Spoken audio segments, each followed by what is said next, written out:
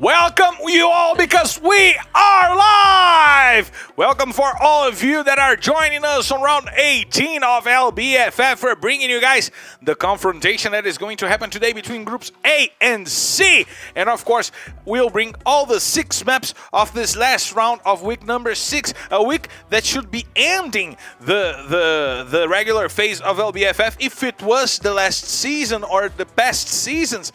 But now LBFF is bigger and better than ever. We've only reached 2/3 of the competition and we still have the final lap to run around those maps. Still 60 more maps for you to watch here with us. And of course, I am not by myself. I'm your captain for the night, Marcelo Fiorentini. And my co-pilot, Isa, is here by my side to bring you guys all the emotions. How are you doing, Isa? I'm doing so well, like I always am. And I am so glad that here we are to finish off this amazing week that we have on the LBFF. And of course, as you've said, it's an important one because regularly it would be ending this first phase of the LBFF. But now we have a much bigger season. So there's a lot to see from those teams yet, and I'm so excited to see how the week is going to be ending, especially because today we will not be seeing Group B playing, so a lot of teams are going to have to kind of work for their way in the standings, and let's check it out soon. Let's check it out, and also don't forget to follow us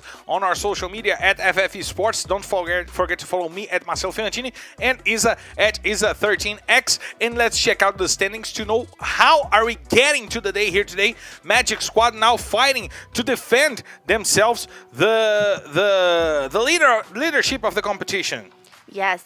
They're fighting basically alone because Magic Squad has built such an amazing advantage. And of course, we're going to have B4 playing today. B4, that is a team that is usually doing so well on their last round, so a lot to expect from B4. But on the other side of the standings, here we are going to have playing Nitrox, Liberty, and Netshoes Miner that are the bottom 3 teams for the championship, so we need to see something from those guys. They have just a small difference in points, so from Netshoes Miners to Liberty, only 30 points in difference. That's gonna make it very possible for them to fight to get out of the last position, and it's gonna be interesting to see which one of those teams is going to be able to take off out of that terrible area for them to be at in the standings. It's gonna be important to see how they will do today. And if we check 0-0 Nation with 451 points, it's really possible that these teams can push 0-0 Nation maybe today to the relegation zone. If Netshoes Miners have an awesome day, Liberty has an average day, and iTrucks have a day, they can all push 0-0 Nation to the relegation zone here today. Yes, and of course Netshoes Miners doesn't even need such a great day to get past 0-0 Nation. Yes, it's not even such an amazing day that they need to have,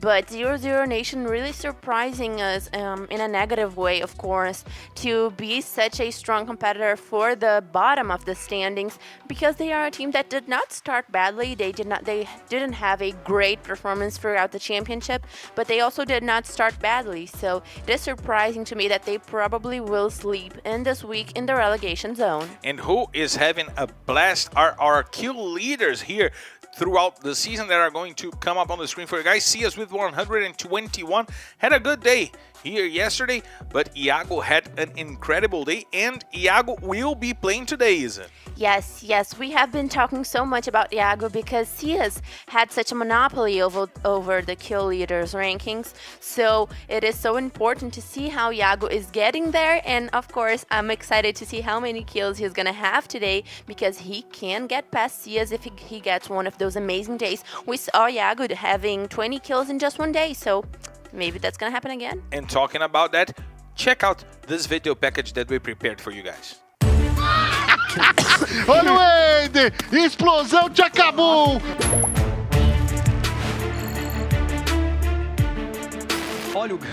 Olha o Gus, meu amigo. 2 jogadores, a meta no chão.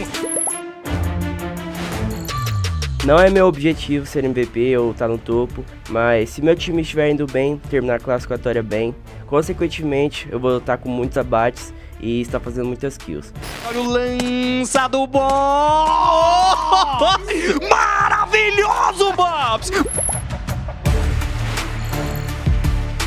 Meu principal foco agora é manter uma constância boa de pontos para ir bem para a final, começar essa final com 12 pontos do primeiro colocado. E é isso, meu primeiro foco. E se abates vier, é consequência de um bom trabalho e um bom resultado. É isso. Valeu. O Noda tomou um salve, o Iago tá insuportável. Tira a sniper da mão do Iago, ele não tá deixando ninguém jogar, Joker. Acho que não seja um objetivo maior, tipo, em matar, porque nosso objetivo mesmo é chegar à final de queda, e se aquilo vier, o MVP vier, é consequência. E é isso, mano, tamo junto, é nóis.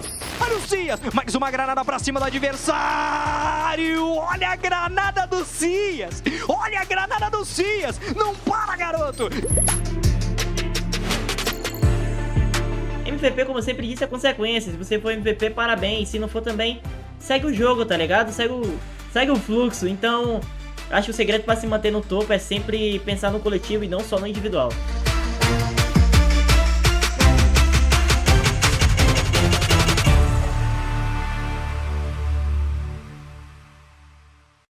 I gotta say is that I love that Bobs records himself like this. He puts his cell phone it like was here. really close. It was really close. I felt like I was talking face to face to Bobs, but this dude is doing an incredible job here throughout this season, and he was number 2 in kills. Now he's number 3 in kills, number 4 in takedowns, and number 2 in assists throughout the season. This man is having a hell of a season here as the leader of this Magic squad and not playing only as one member of the Corinthians squad.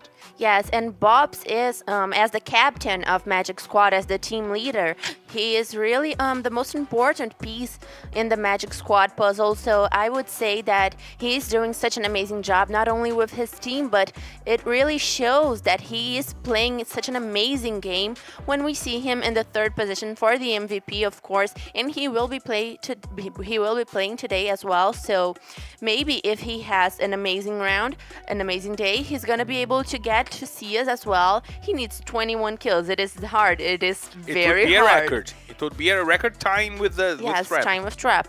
But it's still possible, and even if he doesn't have 20 kills, if he has like 15, 16, still a good amount, he's gonna get closer and closer to the MVP, and that's gonna be very interesting because I just love that video. We see so many different players that play in different positions inside of the game, and that is so interesting to see how the way that the players position in the game have basically not really a big effect on their ability to get to the MVP because we have so many different positions in the kill leaders rankings. And of course, those guys are summing a lot of kills for themselves, but they are also summing a lot of points for you in FF Squad. If you're not playing FF Squad up until right now, join us at ffesquad.com.br. The fantasy game for Free Fire is here, and you guys gotta check this out because it's really fun to play, really fun to try to guess which player will do the most damage, will do the most kills and the most assists, will get the most map MVPs for themselves, who will be destroying the competition in FF Squad, right, Izzy? Right, and as I have talked about, I have a really cool strategy that I always put some players that are on the bottom of the standings on my FF squad, because if they surprise, I'm gonna get a lot of points. And of course, if I always do put some players that are support players, because they always do so much damage, and that is so interesting. So I would like to know your strategy for your FF squad, and of course, you need to join us in doing the FF squad because it is so fun. And we are heading to the first drop of the day in Purgatory, and then we'll go to Kalahari, Bermuda, Purgatory, Kalahari, Bermuda once again, because the usual rotation is here for you guys that are getting to the airplane right now to be inside Clemilda, Holanda, cheering for Los Grandes, saying Gus plays really well. Shoutouts to Rian, also cheering for Los Grandes. Shoutouts to Andrea, sending saludos, sending shoutouts from Indonesia. Shoutouts to Raposa, shoutouts to as Death Influencer, Diego da Cruz Freitas, Suco is over here, Pai da Izzy is also over here, Wendell Costa. Let's check this out because we're getting to the first drop of the day, and it will be incredible to see the engines are already rolling and the control tower is checking our position and our route to us to allow us to go to the air, because the first map will be really hype for now, because everyone is ready to get out of the boxes and get to the kills because we're clear to take off. So let's hit the skies! Ladies and gentlemen, from flight R18D1 heading straight to Purgatory. This is your captain, Marcel Ferrantini, and Ramassana, my co-pilot Isa, invites you to loosen your seatbelts, fasten your boards, because it's time to drop, Isa! And of course, here we are in our first map of the day, starting off with Purgatory. It's going to be important to see how the teams are going to start off their day, because usually the first drop really sets the tone for the rest of the day, if a team is going to play more aggressively or a more strategized game. So let's check it out, because everyone's getting to their usual drop calls. We have reached a point in the championship that it really is safe for the teams to get to their drop calls, and Magic Squad now playing in the side of fields. We see them kind of turning,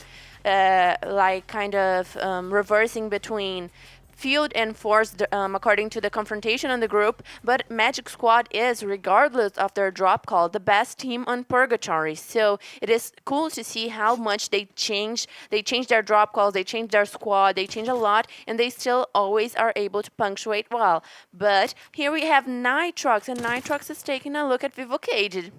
Nitrox is trying to take a peek at Vivocade and maybe a peek at Vivocade, taking down one of their players, but now it seems that they will retreat. They will get to the more centered stage of the map, as Nitrox likes to play. They always try to get to the center, but they have to do with a lot of teams that try to do the same. Before always goes to the center of the map.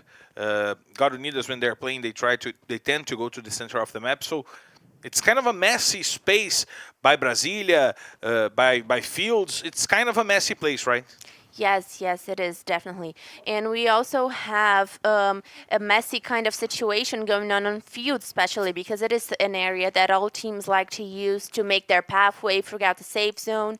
So we have in the map a lot of those regions that we call flow zones, that it is really like when teams need to make their rotations, and a lot of teams kind of get combined and get to each other in those kind of pathways throughout the safe zone. So it is always interesting to see the confrontation in that kind of place, because we always have a third team coming along, maybe a fourth one. And of course, the players really do need to study the game well, because if they get involved in that kind of confrontation, it almost certainly ends badly for them.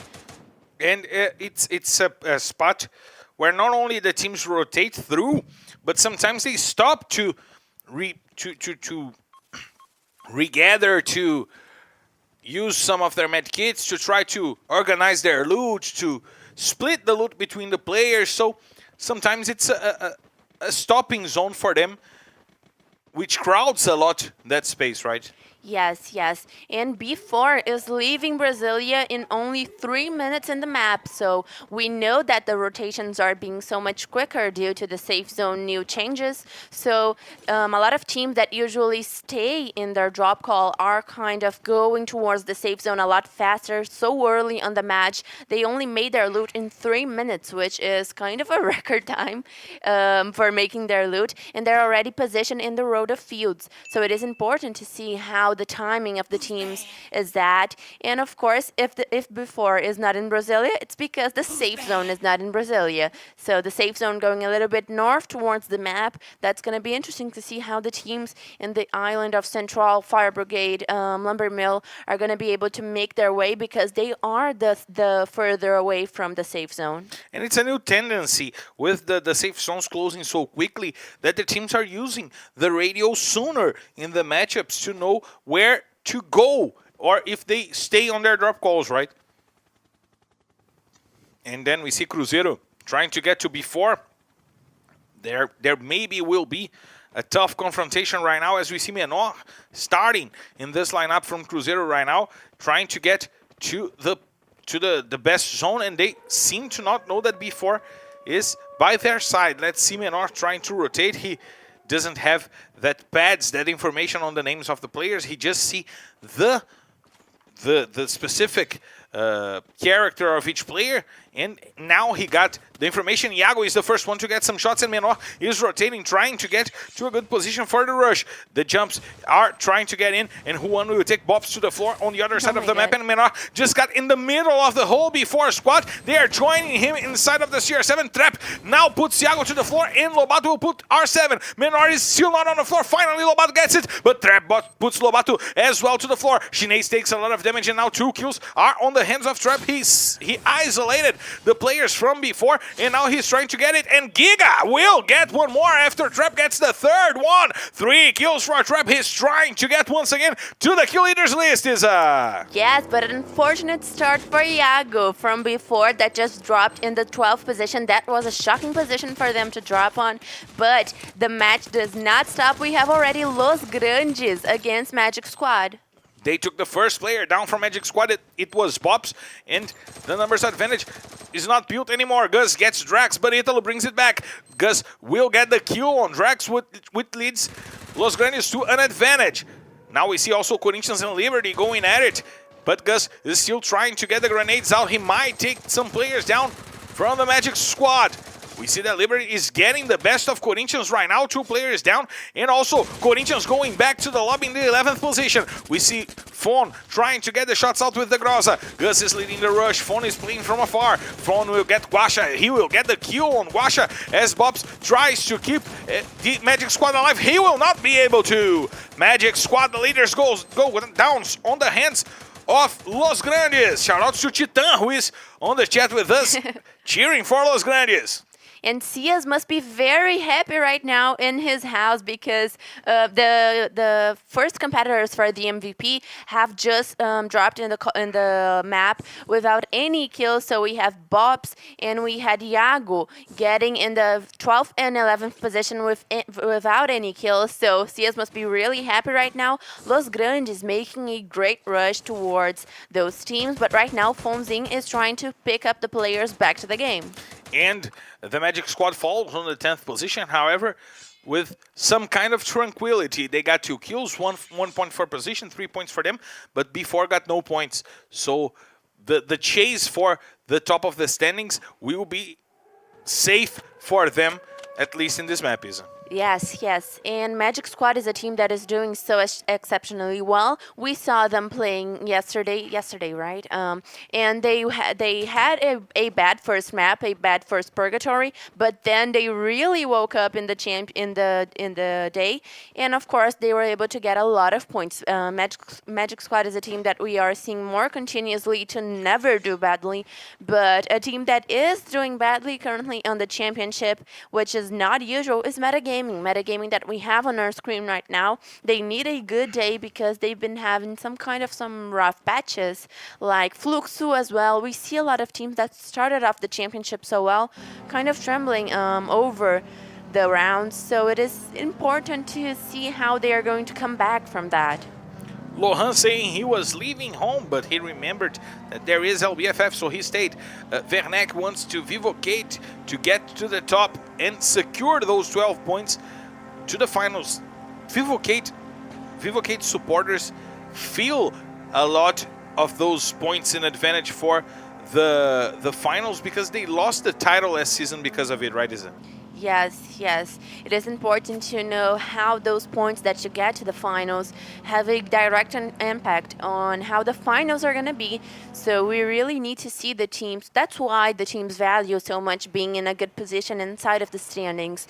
It's not enough to just go to the finals maybe in the 12th position and then you're going to start off with a 12-point disadvantage to a team that started in the first place. So those kinds of bonifications are really important coming to the finals. Any point counts, and we've seen a lot of titles being decided by those points exactly. And now Tropa is going after the players from Liberty. Liberty that just eliminated Corinthians, and they've been on a high note for the past few rounds, and it seems that they will try to hold Tropa away from the safe zone. Some shots out from Drizzy. Kiled is there taking some damage from the gas, and the shots are out. Mandela with only an inch of life left. Moreira will put hype to the floor, but Davi will bring it back against Mandela. Let's check this out. This fight is important right now on the fight against relegation. We see Pato and tThe trying to lead the charge. We see Spill with only an inch of life left. And if tThe gets that shot, and he will get it, we'll put, once again, Spill to the floor. Now we see that tThe is trying to get closer to his teammates. Pato is still on the floor. Hype is already down. Liberty losing 2 important players in this rush, and tThe confirms the kill on Mandela. Now we see Moreira and Spill trying to rotate and to rush onto the players, and look at tThe! Look at this jumping shot from tThe, putting down Spill over there as Moreira comes over, tries to rush onto the player, and tThe will get him down. Now there's only tThe to fight for Liberty. tThe will confirm the kills from him and from tThe as tThe tries to run, and now it's a 2v1. Liberty has the advantage to get Dropa down, and now they will get it. 2 squad wipes for Liberty, 2 full squad wipes for Liberty. That get 8 points already, and they still got 2 players alive. Amazing for Liberty that they already got to 8 kills, and of course they have a good path towards the safe zone to run.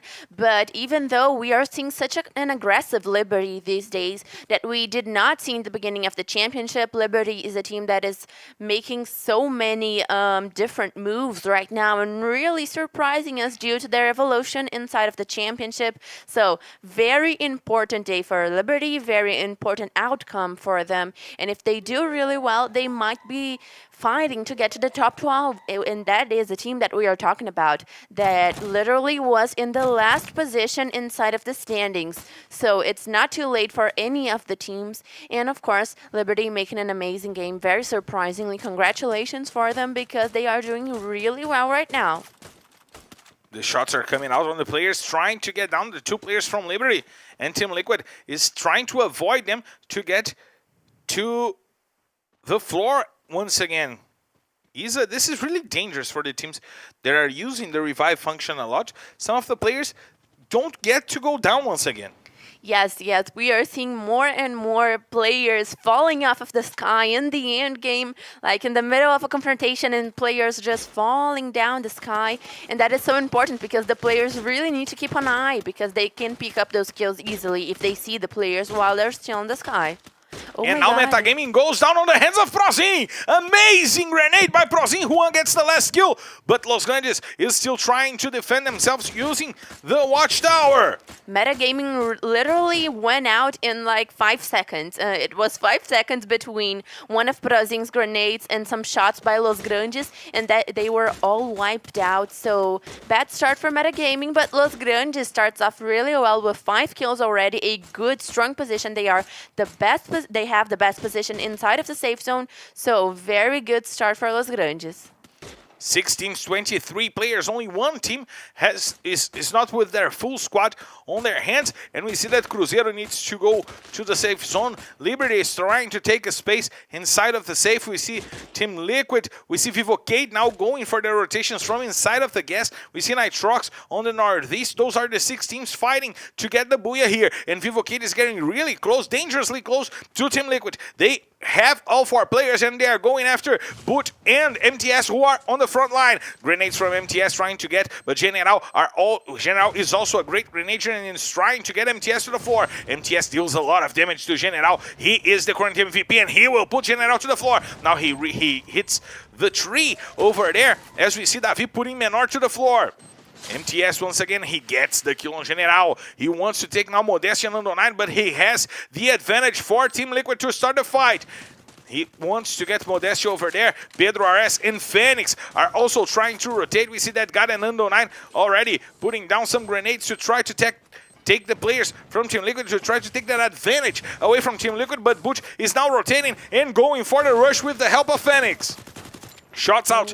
And the ice is broken, but the CR7 is not. Vivocade is trying to hold themselves using the tree, and the gas will start hitting a lot. MTS will put Modestia to the floor. Pedro RS gets that guy, and Nando 9 is trying to bring it back, but he's in a tough predicament right now, trying to deal with Phoenix, and Vivocade will be wiped out on the hands of MTS. However, Liberty is still taking names and taking kills. 10 kills for them, 5 on the hands of tThe. Nice job by Team Liberty getting into the top 5 and with 10 kills. Important match for Liberty once again in the run against relegation. They see tThe really far from on the tree trying to scout the players from Team Liquid. He has a clear sight on Pedro, but he ducked. He ducked on the exact time that he was going to be shot. However, he still deals a lot of damage to Phoenix as Nitrox tries to put Los Grandes to the end of the match, but Cruzeiro gets a kill. Pato will get Giga to the floor. Liberty is still dominating, and they are the only team inside of the safe zone. If you want to get to the safe zone, you will have to go through Liberty. Cebolinha gets the kill on Giga. He tries to keep Los Grandes alive with one more player by his side, and now it seems that Cruzeiro will be out of this match. Only 3 teams still remaining, and Liberty has the numbers advantage. They have 4 players. Davi will put MTS back on the lobby. Great job by Liberty, and now with 11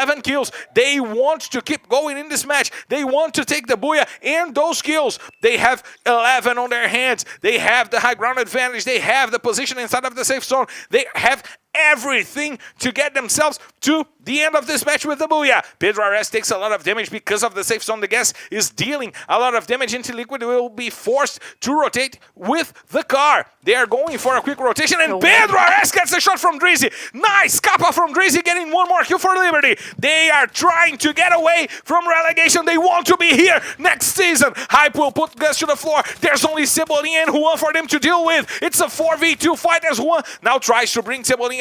Tries to bring, actually, the other player from Los Grandes back in this match, and Cebolinha will put one player down, but now it's a 3v2 fight. Now 4 because Hype was brought back. Drizzy has the 3, has the space. They have to deal with Gus and Juan, 2 out of the last players of the season. Juan, the former MVP. Gus, one of the kill leaders. And look at Pato, he finds Juan. Gus puts Hype to the floor, and Pato once again will get it. It's a booyah, Liberty!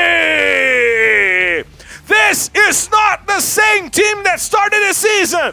They are dangerous. They want to be on Serie A next season, and they are doing whatever they can to get it, Isa! Amazing Booyah for Liberty with 15 eliminations. We are seeing such an aggressive move out of Liberty, and it is so refreshing to see a team that came out of the relegation zone and really is fighting right now to get to the top 12. And look, 27 points for Liberty. That is amazing. 6 kills for Drizzy. So amazing start for Liberty. Great start for Liberty. Great start for Los Grandes and Team Liquid going for further than 10 points. Cruzeiro as well with 12 and Nitrox with 10. Then we see Tropa with 8 points, still trying to keep themselves on the fight to be away from the Access group zone as well.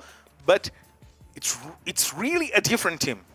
It's really a different team. It is such a change in posture that is so surprising and so different from what they were doing. So it feels like to me that they felt the pressure to be in the relegation zone, and it hit them, and that was kind of a kickoff for them to start the season. So it was amazing how this pressure worked on the team.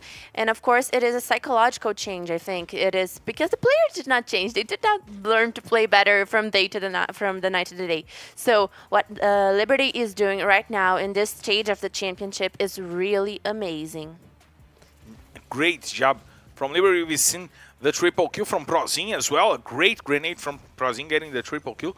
But the fight from Team Liquid against Vivocade. Team Liquid, a team that didn't start well the season as well and started gathering some points, being more aggressive. It's a great team, and it seems that they got it all together and things are working for them right now. And then we see the end game. Look at Pato getting that kill on Juan, and then the shot on Gus. That flick shot with the AWP was just incredible. We're going for a quick break, and we'll be right back to bring you guys the next 5 maps of the day. We still have 5 more to go. Only one has already gone, and we'll be here to bring you the 5.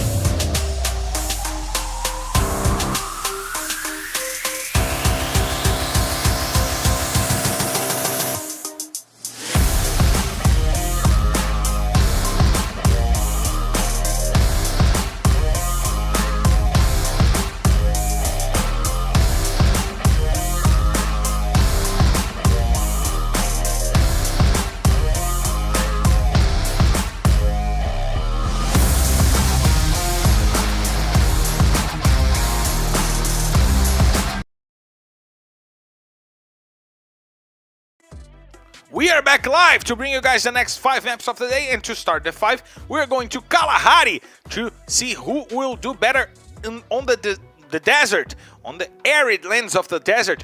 And of course, we gotta check the standings to see how we're getting to the desert, because this game might have changed a lot of things, Isa.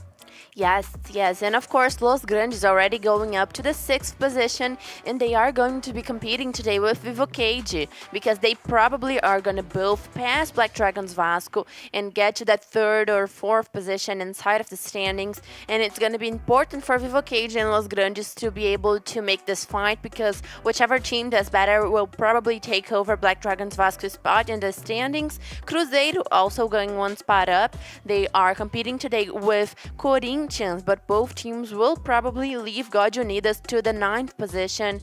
And of course, we have the rest of our standings being really still. Even with all of the points that Liberty got, they still do not get to Nitrox, but they are very, very close. So Liberty and Nitrox are going to be right now trying to pass 0-0 Nation, but Liberty still has a long way to run if they want to pass Tropa that has kind of a 50 point advantage, 50 something point advantage towards Liberty. So we see how 53. Thank you. So 53 points in advantage towards Tropa that is also not doing so well, and they are gonna pass how, that is for sure, but to get to the top 12 they still need a lot of points, and it's gonna be especially hard because today Team Liquid and Metagaming that are in this position in the standings are playing, so hard times for Tropa. Hard times for Tropa indeed, but Los Grandes getting the 6th position, important move from Los Grandes, getting closer to Vivocate and by default from Vasco as well, might get into the top 4. Cruzeiro also putting Loud to the 10th position, so lots of important changes here in the table after this first map, because those teams still want to get advantage for the finals, right? Yes, and they need to. But of course, the team that I'm most focused on right now is Liberty, because they had 27 points in only 1 drop and only 1 map. So it's going to be important to see how they're going to be able to do throughout the rest of their day, because they can pass Nitrox and they can get closer and closer to Tropa that is not doing so well in the last rounds that we had here on the LBFF. So it's going to be an important moment for Liberty to keep up with their great performance. And the team from Liberty might right now push 0-0 Nation to a situation of danger. We've seen that Nitrox was not a bad game for Nitrox. Yeah. They got a good amount of points. It was a bad game for Netshoes Miners, but we've seen Netshoes trying to get to a better game. Yesterday they got an important booyah here in the last map of the day. So the things for a few teams on the bottom of the table are starting to run, but for 0-0 Nation it's not, and they are not playing here today. Yes. 0-0 Nation, that, as we have said, is probably going to sleep in the 18th position inside of the standings. And that is a rough moment for them because, of course, a lot of teams are making a real evolution path towards the ending of the championship. So it's going to be difficult for 0-0 Nation to really build themselves back up because they have no time. If they take over this last position right now, we are getting closer and closer to the end of the first phase of the championship, and it's going to really be a small window of time for them to get out of that position. And it's been a while since we've seen a team not named Netshoes Miners or Liberty on the bottom of the table, and 0-0 Nation might have that honor. But you know from where we are going to see that? From where? We're going to see that from up top because we're clear to take off, so let's hit the skies!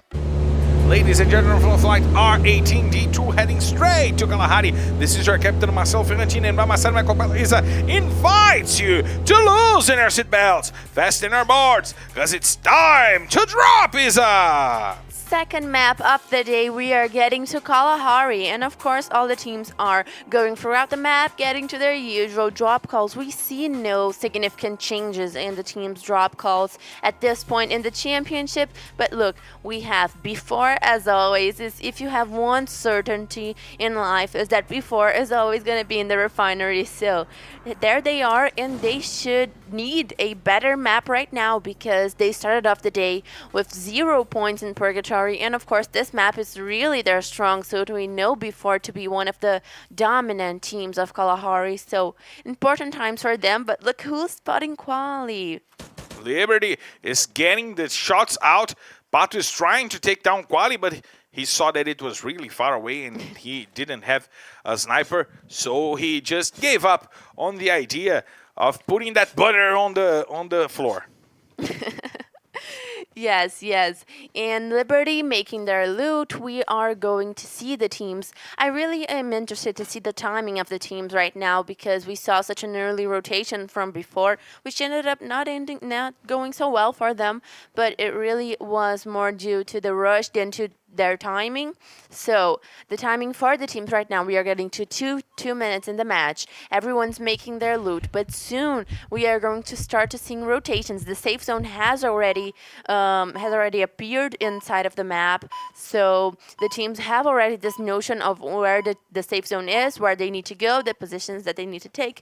And look, here's a curiosity. We have Vitinho XP leading the team of Corinthians in every single aspect, in kills, in assists, and also in damage. And he has 92 kills, 64,000 in damage, and 64 assists.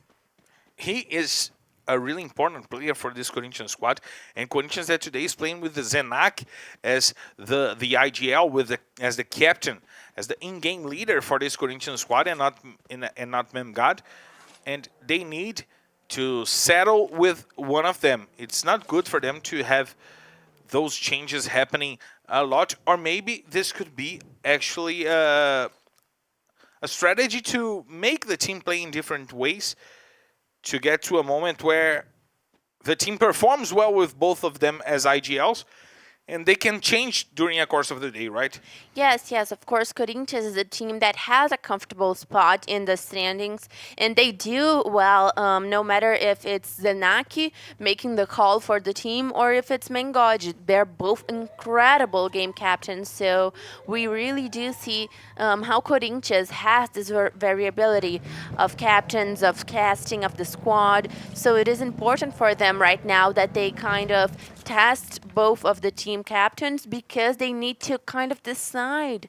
Of course, in the finals, they are going to start off with some kind of lineup. So they need to decide what that lineup is going to be. So right now that we are still in the classification part of the championship, it is really crucial that they are making this decision. So good start off for Corinthians today playing with Zenaki and Bobs, Italo, Guacha, and Drax in the Magic Squad team. No God Kill playing today.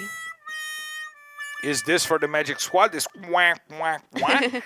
I don't think so. It's for God Kill. They performed well with both of the players playing. João Oliveira saying 3 buias from Corinthians. He asks his girlfriend to marry him. We see Iago saying groups Such a A good and base C. of decision, right? Blunt decision. Iago saying that the confrontation between groups A and C is the better one. Gui Mendonça saying, who would say that my job on a Monday would be watching LBFF and cheering for no one to go over Fluxo? That's what Gui says over here. Shoutouts to São Paulino. Shoutouts to Dave Apex, to Titan. Shoutouts to Chantuan de Miller saying Corinthians is the best. Yes, and of course Vivo Cage getting to the command post right now, which is usually the area that Corinthians makes their mark at. Everyone makes that position over the tower. So let's check it out because Vivo Cage is also just guarding their position. They don't seem to want any kind of moves so far in the match, and we are reaching 5 minutes in the map. We have all 12 teams alive, all 48 players, no confrontations were started. So we really are reaching to a slower Kalahari, to a safer Kalahari, and we are seeing that in all confrontations basically. So it really amazes me how the teams are kind of putting their rotations into work when they're getting to Kalahari. They're all trying to take position and make the game the safest way they can, and that really does reflect on some kinds of outcomes inside of the map. We see end games much more crowded, so I'm hoping that you're preparing your voice, Marcelo. I am. I'm summoning. I'm hearing going full Omoguga Digital to summon my inner fat Eminem over here, preparing the Rap God voice. It's really a moment that we see that Kalahari is becoming a map for the late game. The end game is no longer the end game, it's the mid to end game. Considering that we might see Free Fire as a game that is not decided by time, but the number of players and number of teams, we might say that the early game is from 12 to 9 teams, and then we have the mid game from 8 to 4, and then the top 4 would be the late game, right? And since Kalahari is going so slowly in the past few weeks, the mid and the late game are kind of bumped together. Yes. So we don't have an end game anymore. We have a mid to end game that is really important in this matchup, and it might take longer to start, but when it starts, the action goes crazy, right? Yes, it does go crazy, and we see those kinds of confrontations blowing up in the end game where everyone's taking hits, everyone's taking shots, and a lot of people are eliminated in a small window of time. So it is so important to see how that is affecting the end game. Of course, it goes more towards an area in which the position really does determine which team is going to do better. Because if we have a lot of teams, the one that positions better is always going to take the advantage. And look at Lobato's position on top of Nitrox. That is what I'm talking about. And before never leaving Refinery. And if they didn't leave the Refinery up until right now, it's because something is changing towards the Refinery. The safe zone will probably get them a good spot. Now we see Metagaming dealing with Liberty. What a great start of the day for Liberty here. And we see that they might be engaging into this confrontation against Metagaming, and if they take the best from Metagaming, this could be an incredible, the best start probably from Liberty in this season, isn't it? Yes, and it's going to be important to see how they are going to deal with this Kalahari match. Right now, they are also making their position. They are not inside of the safe zone, so they will need to make an advance. But they chose to make a target out of Metagaming, which is also can end very well. But Nitrox is just on their front, and it's going to block them from going towards the safe. Now we have the whole rotation from Liberty. They got away from the advances of the players of Nitrox, and now they're trying to get closer to maybe start a rush. But Nitrox not only have the high ground advantage, but they also have the shelter inside of the house. Let's see if Quali and Prozin will hold on their position. We see João and Salles also over there trying to get to a good spot, and we already see Drizzy getting closer and closer. Prozin got the opportunity to see Drizzy over there. It doesn't seem that he saw it, and now he's trying to get some information. Nitrox in the dark when it comes to the players of Liberty. Now he saw it, and he's going for the grenades, dealing a lot of damage to Drizzy and to tThe, forcing Liberty to go for a different kind of run. We see Prozin going down using the ice and already settling inside of the house once again.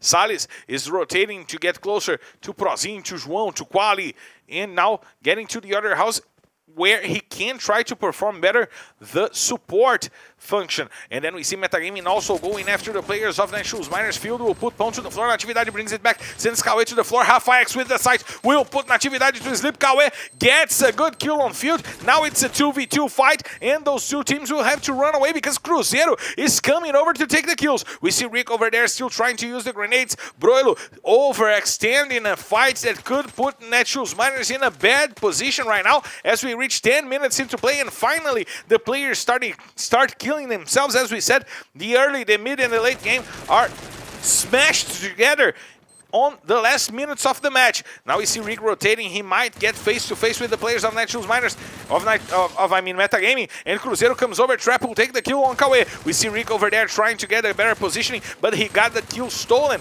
and now Cruzeiro is dominating the fight. Rick will go to the floor. There's only Broilo to fight for Netshoes Miners, and he's still nearing that region. We see Giga rotating. He wants to find the players from Metagaming as well, as finally Liberty goes after the players of Nitrox. In the meanwhile, we see Los Grandes fighting against B4, and Liberty is getting the best of Nitrox on the other side. Eric puts Menor to the floor. He puts R7 to the floor, and he brings the fight back to Metagaming. He confirms the 2 kills, and Cruzeiro, who had the numbers advantage, is now on a 2v2 fight against Metagaming, Isa. Wow, what an amazing comeback from Metagaming that already had that disadvantage. Cruzeiro had a very good read into this confrontation and tried to get in their back of the teams, but they did not do it in a good way because they did not know where everyone was positioned, and now they are suffering in the hands of Metagaming. Eric rotates. He now has 2 teammates on his side, now 3 players of Metagaming, and they have the numbers advantage on Cruzeiro. Meta has 4 kills already. They got some from Netshoes Miners and some from Cruzeiro, and now Pão goes to the floor. Eric saving Metagaming in this matchup and keeping them alive in an important position nearing the entrance of Playground, but now Team Liquid actually wants to take them away from the match.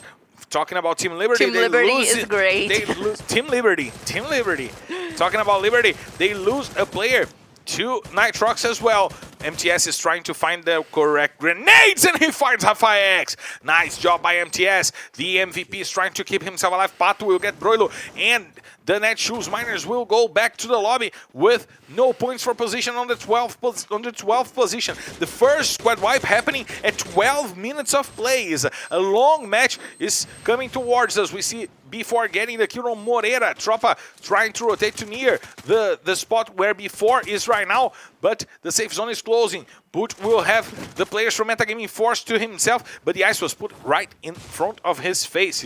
Yes, that was a smart move for that Rafaex made with the ice, but he still fell to the safe zone because he had no life left to resist the gas. And of course, as you said before, very slow match. We are in 13 minutes in the map, and we only had 1 squad wipe. But a lot of confrontations blew up because when one team start taking hits at another, a lot of other teams try to get on their backs. So we only have confrontations happening from that, and Playground is the battlefield for this map.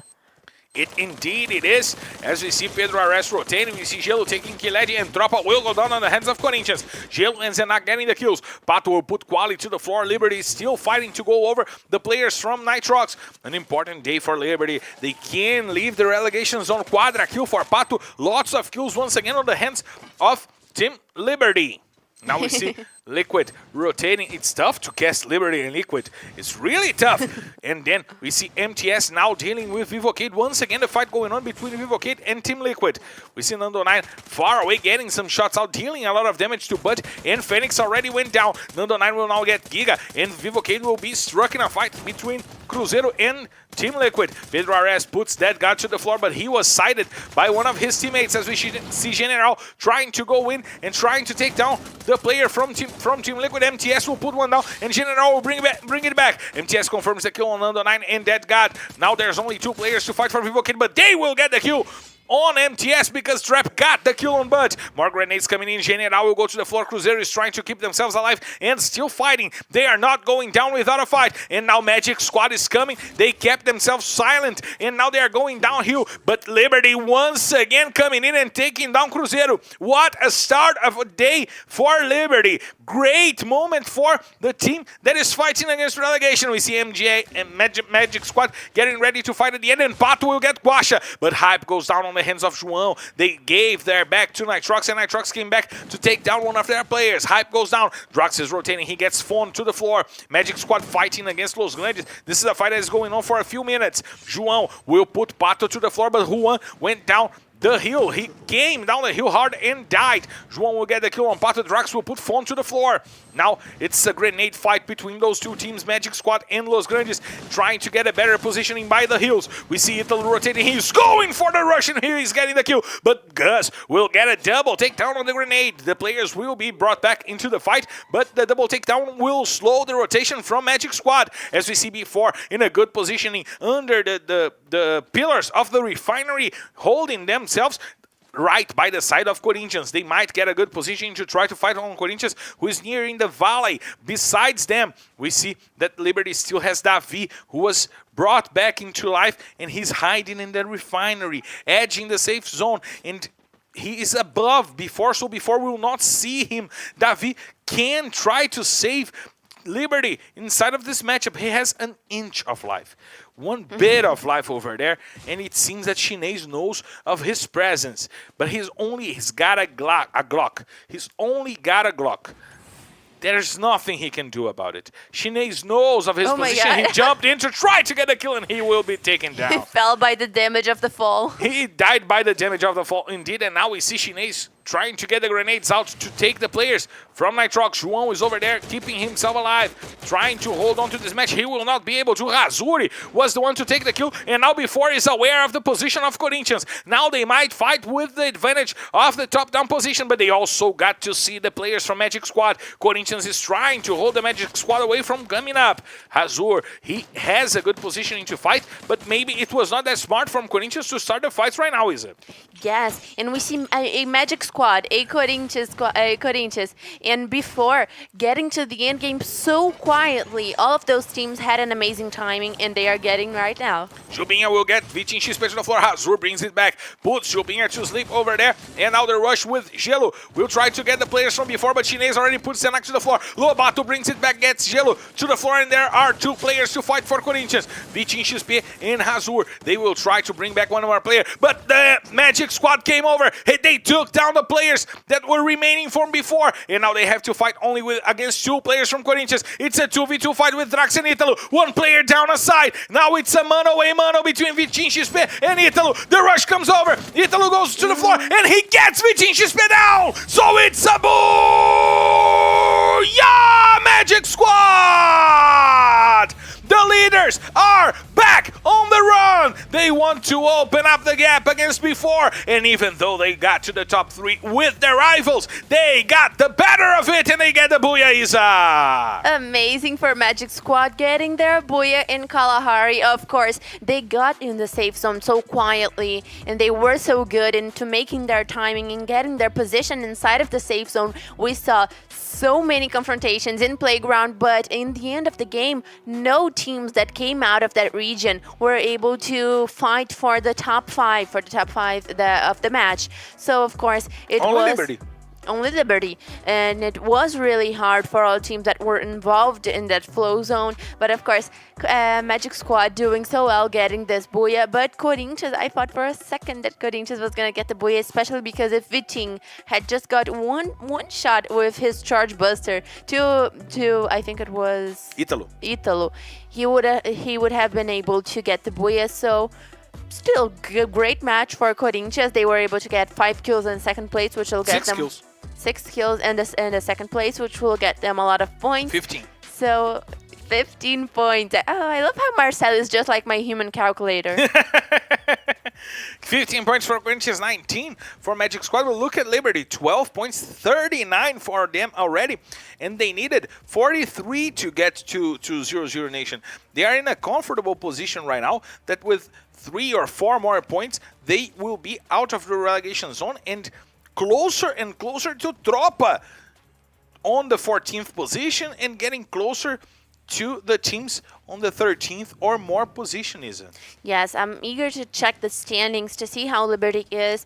The only problem for them in this match is that even though they had a good match with 12 points, Nitrox also had a good match with 12 points, so they will not be going up Nitrox for this match, but still they have the chance to do it throughout the rest of the day before not going for such an amazing amount of points, because even though they were in the end game, they were not able to pick up a lot of kills. And what surprised me is that Iago has made no kills for today yet, and he was the first one to fall for the squad of B4 in both of the matches. So I think that Cias is really jinxing him. It is. He is indeed. He is going all Omoguga Feidital against the opposition in general. ZK. The Zika is really hard from Cias, but we see that Pato was one of the MVPs with 5 kills as well. Liberty getting to an incredible start of the day. 39 points in 2 maps, better than what before had yesterday to begin the day. They had 36 on the first 2 maps. 39 for Liberty here today. Amazing. Incredible start for Liberty here today. We're going for a quick break and we'll be right back bringing you guys the standings and the next map of the day.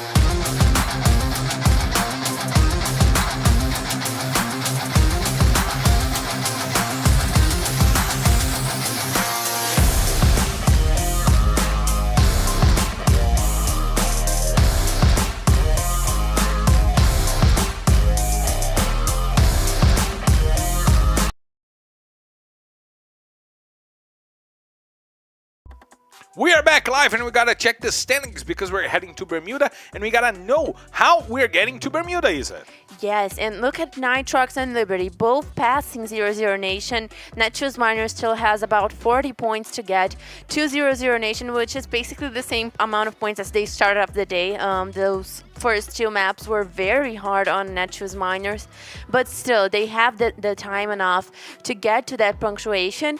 But Nitrox and Liberty is really the fight that interested me the most today. And of course, they are only with a 3-point difference, so very competitive fight for the 15th spot, and of course they might even get to hell. They might even get to hell, and it's really good because we saw Real being the best team of the day yesterday, and Liberty is on their way to be the best team of the day here today. Yes, yes. Also, Vivo Cage already getting past Black Dragons Vasco that was in the 4th position starting today. Now they are bumped to the 5th, and Los Grandes and Corinthians are also coming to bump Black Dragons Vasco even further, but it's gonna be hard for them to start off next week. Because especially they need to take back their place in the standings, but before doing so well, getting almost to 700 points. Magic Squad, the current leaders, of course, making their leadership so intact still, so let's see what the third map of the day awaits for us. And before it didn't start the day that well, so Magic Squad with the Booyah starts to increase a little bit the difference between them and before, and between them and Fluxo. It's important for them to open up some points on the run against Fluxo, because Fluxo is still in a close challenge over there, and a day that those two teams fight each other, Fluxo could go over Magic Squad and take that leadership. So it's important for Magic Squad to get a great punctuation here today that Fluxo is not playing, right? Yes, yes, and of course they already have such a big advantage. They still, when they did not play, they still were able to sleep as leaders in the standings, which is a show of how amazing their leadership is at this point. But let's see what they're going to be able to do for Bermuda, because I'm excited to end up this first half of the day. It is always so important to see how the teams go through this first half of the day, because it sets the tone for all of the other matches. So let's check it out, because Bermuda is a map that is usually a lot faster than Kalahari, for example. Indeed. So it is it has such a contrast towards Kalahari. That was the last map. Let's see how the teams are going to be able to do. And since we had a Kalahari with the first squad wipe happening at 12 minutes, and the first blood getting at 10 minutes in play, maybe Bermuda with that usual rotations, with players knowing a lot about the map, they can go for an aggressive rotation really quickly in this match, depending on where the safe zone is closing to, right? Yes, yes. And there's a lot of teams that we want to see how they're going to be able to do. I want to see something out of Team Liquid, for example, because that is such a strong map for them. So shoutouts to a Jamaican friend, Tyreek, that just got to the chat cheering for Liberty. And David's doing an incredible job here today as well, and the engines are already rolling, and you know why we're rolling the engines, right, is it? I kind of have an idea. Because we're clear to take off, so let's hit the skies! Ladies and gentlemen, from the flight R18 D3 heading straight to Purgatory. This is your Captain Marcelo Ferrantini, and by my side, my co-pilot Isa invites you to loosen your seatbelts, fasten your boards, because it's time to drop, Isa! And finally, an airplane route that wasn't so completely stable, but still everyone's gonna be probably able to get to their drop calls without any problem. So the first map of Bermuda is on, and we are getting to the end of this week. A lot of teams need to secure their place on the standings. Of course, ending the week is so important to see how everyone's gonna be able to position, because the standings end up in a regular position where everyone has played the same amount of matches. Of course, right now Tropa going towards Shipyard, but Magic Squad is kind of close to them, and here we already have a substitution, D3 entering in the place of Mandela. They want a more designated sniper for this matchup here in Bermuda, Isa, which should have happened in Kalahari, right? Yes, yes. It is weird to see Mandela getting out of the Tropa squad. It is especially, I don't know, because Mandela was a player that always made such a big difference for Tropa, but right now he's not playing. Those casting is Killedy, Moreira, D3, and Spell. So right now, Tropa playing with a different casting, with a different lineup. Let's check out what that's going to bring to them. Of course, it is the time for them to test new castings of the squad, but Tropa is a team that really does need to do well if they want to get to the top 12 that they have not reached in the entire championship yet, if I'm not mistaken. So they really do need to guarantee their spot in the top 12 because right now we are going to be ending the week and they already have such a big difference towards it. And it's important for them because they lost the 13th position for the first time last season to Real, last round to Real, and they need to be back on the 13th position if they want to get away from the Access Group Zone. Getting to the top 12 is getting tougher and tougher for those teams.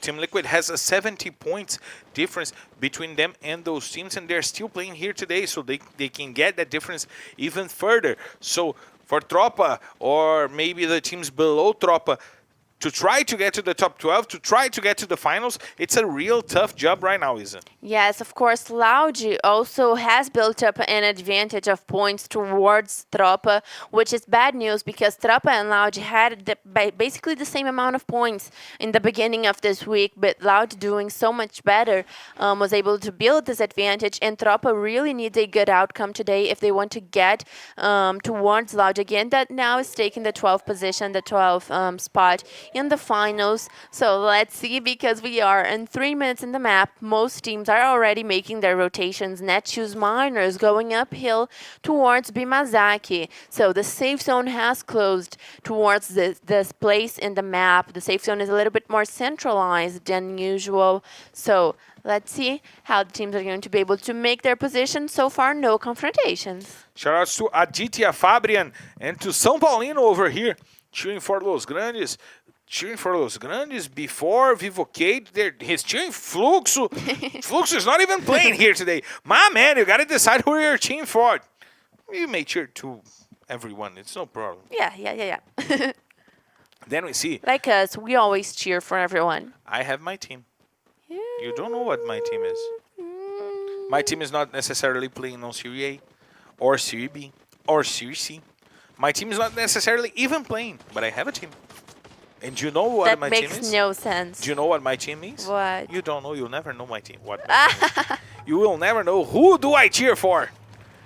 Now we have Vivocade over there trying to get to a space. And talking seriously right now, we all start casting because we love the game. And we feel when we love the game, we also have a favorite team.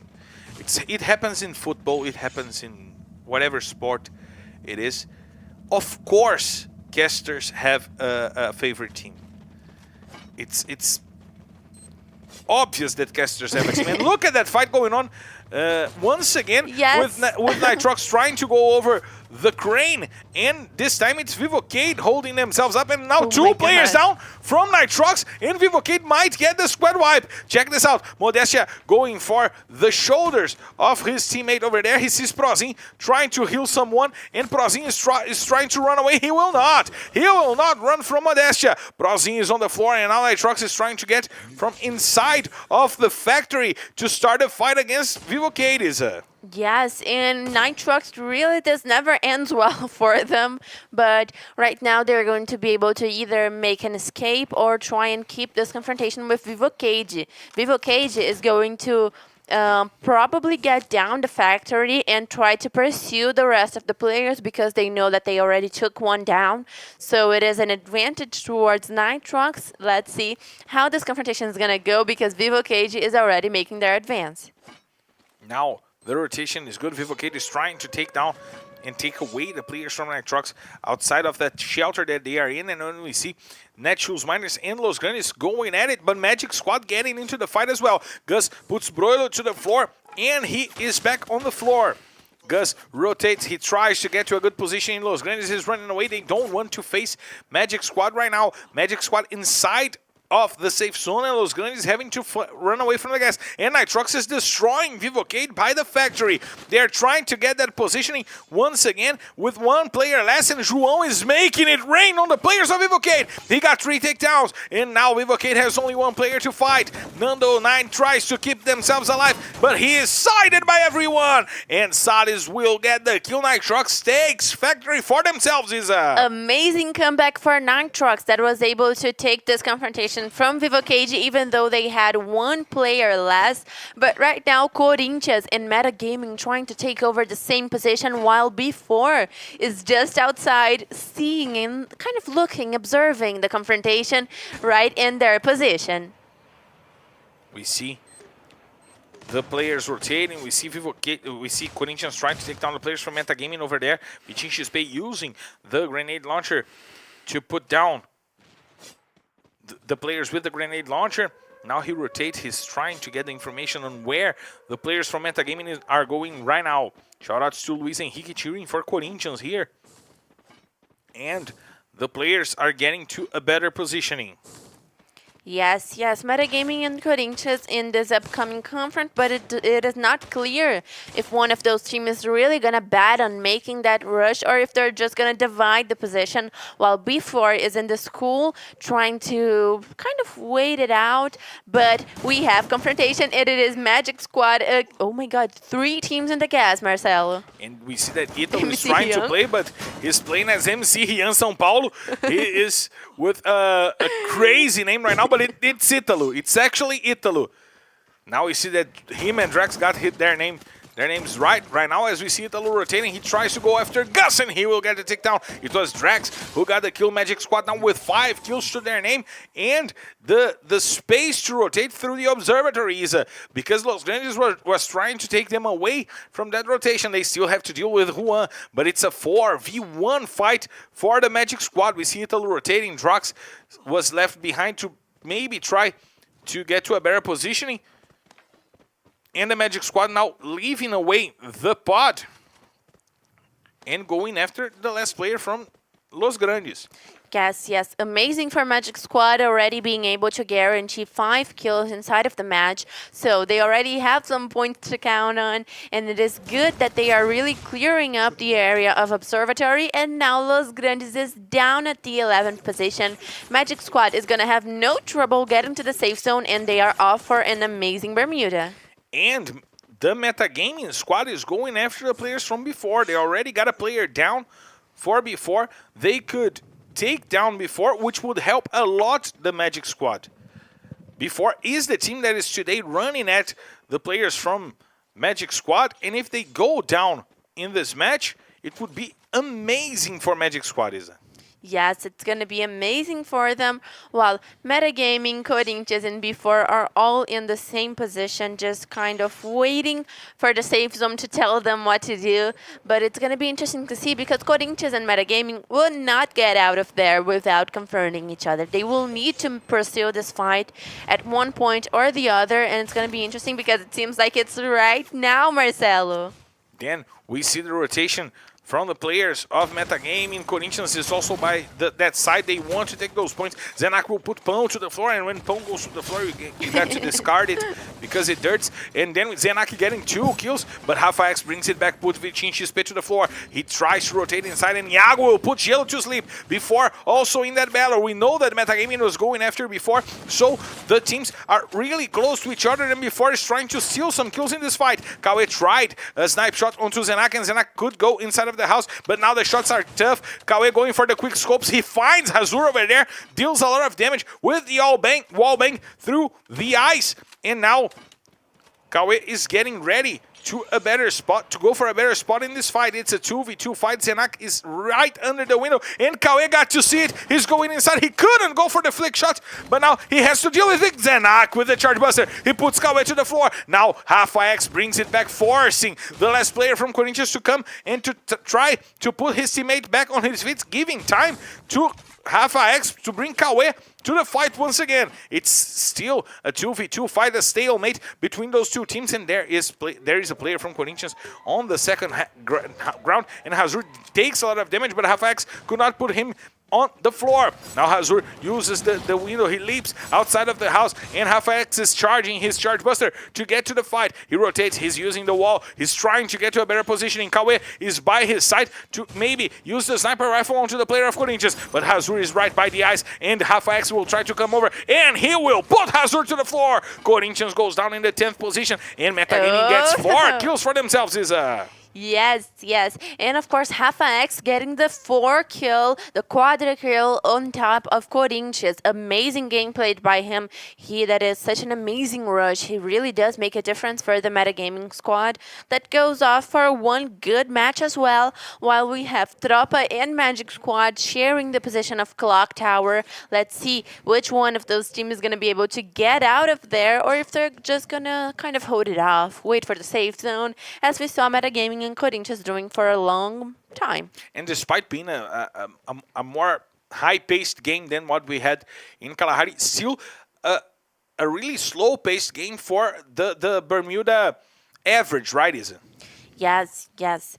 And of course, we have still 9 teams alive. 33 players is still in the map of Bermuda, while we are getting to the 4th safe zone. And it has favored a lot for Magic Squad, for Tropa, and for B4. Nitrox is going to have to kind of get a position right in the border of the safe zone, but it seems like it's not going to be hard for them. It's going to be hard, on the other hand, for Netshoes Miners, that is trying to get to Clock Tower right now. The shots are out. Drex is trying to get down the players from Nitrox, and Team Liquid is trying to come over, and they will take Liberty. Finally, Liberty with a really bad game right now, but they had a really good start. More than 40 points for them in the first 3 maps of the day. Great start for Liberty. They can keep up and try to go over in the next maps. We see Cruzeiro trying to get a good positioning for the fight against Team Liquid. Grenades are coming out. Trap will put Bud to the floor, and Cruzeiro will now have the numbers advantage as Phoenix tries to rotate. MTS brings it back and puts Giga to the floor. He's trying to jump. He's trying to come over, and R7 will get MTS and will get the kill. Now it's a 3v4 fight, 3v2 fight for Cruzeiro. Rick puts Spill to the floor, Netshoes Miners trying to hold on, and Salis will get the grenade to put the whole Cruzeiro squad to the floor. Phoenix is still a kill and puts Menor down, and now there's only one player to fight for Cruzeiro. Meanwhile, we have Nitrox trying to rotate, and Team Liquid is trying to hold themselves outside of the safe zone. Rafa X and Kawe still fighting for Metagaming and still taking kills for the Metagaming squad. Cruzeiro finally goes down on the hands of Salis, and but Gilad is trying to rotate. He puts Kawe to the floor. Grenades coming over to try to take Phoenix to the ground. Some shots from Salis, while Nitrox has to deal with a lot of teams to go inside of the safe zone. They have to deal with almost full squad from Team Liquid. Pedro RS is trying to hold on. He puts João to the floor. Boot will put Salis down. Quali gets the call back, and now it's a 2v2 fight, but B4 gets into and gets Butch to the floor. Lobato taking a kill, important kill, and Chinês will put Salis to the ground as well. Nice grenade from Chinês. He is one of the best grenadiers in the game. Jubinha goes to the floor. Iago tries to hold on. He uses the eyes. He will go after Jubinha to put up his teammate. Once again, as we see Lobato and Chinês rotating and using the negative to get to a better spot. Team Liquid will go down on the hands of Magic Squad. The leaders are getting more kills for themselves. It's 7 on their hands up until right now in this matchup. They're rotating. They are near Netshoes Miners. They can get into a fight against Netshoes Miners, while before can still get into some shots with Nitrox. Metagaming and Tropa on the other side. Those are the 6 teams fighting for the Booyah here in Bermuda, but only 12 players. So a lot of those teams with only 1 player. Netshoes, we see Netshoes with 2. We see Tropa with 1. Metagaming with 1. So Nitrox also with 1 player, and Drax will get the kill on field. Now we see Magic Squad with the edge of the clock tower trying to go over and take the teams that are trying to hide on that edge. Important match now for Magic Squad. If they get the double booyah, it's a great start, and Natividade will put Italu to the floor, trying to hold Netshoes Miners still alive. Drax will get the kill. Tropa goes down on the hands of Chinês. Magic Squad can bring Italu back into this game on the edge of dying. Italu is back on his feet. 5 kills for Drax. Amazing game for Drax, but he now goes down on the hands of Chinês. Chinês is trying to take the edge from Magic Squad. They had 4 players, and before it had only 3, but Now, Metagaming will finally go down. Half X goes down for the safe zone. He fought really hard to keep Metagaming inside of this top 5. Bops is now rotating. He wants to go uphill to get a better positioning to fight against before. The grenades are coming over. Bops is one of the players on the kill leaders list. He wants those kills to get closer to CS. More grenades coming over. Iago will take a lot of damage, but the shots from Shinez will put Bops to the floor. Great job by Shinez, keeping before in an advantage. But look at Drax! Look at Drax! Drax and Guasha getting an incredible booyah! Magic Squad! It's the double back-to-back booyah for the leaders! What an incredible game by Drax! He made it all! He told his friends, get into my backpack because I'm carrying you to the win! My God, Drax! Oh my God, Isa! Oh my God, the king of the charge buster. Really, what Drax is doing with this weapon as a rusher is amazing. Literally carrying Magic Squad onto the Booyah and guaranteeing 7 eliminations by himself. So Drax really making it all for Magic Squad that gets the back-to-back Booyah. So very important moment for them that are already the leaders in the standings. So Magic Squad is only getting stronger, and if they keep with this performance, oh my God, the finals are gonna be on their hands. Oh my God, on their hands. What those guys are doing, it's just unbelievable. I just bit my tongue. But Drax, 7 kills for the man with the charge booster. 24 points for Magic Squad. Nice, 16 points for Nitrox. 14 for Metagaming, 12 for Liquid, 11 for B4, and 7 for the Netshoes Miners.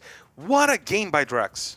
What a game by Drax, because what he did with his charge buster was unbelievable. We know that this weapon is very strong, but not all players adjust well to it. Not as quickly as he did. Yes, it is hard to play with the charge buster. It's not an easy weapon to manipulate, to play with. So Drax really dominating it, guaranteeing the Booyah for Magic Squad with 24 points.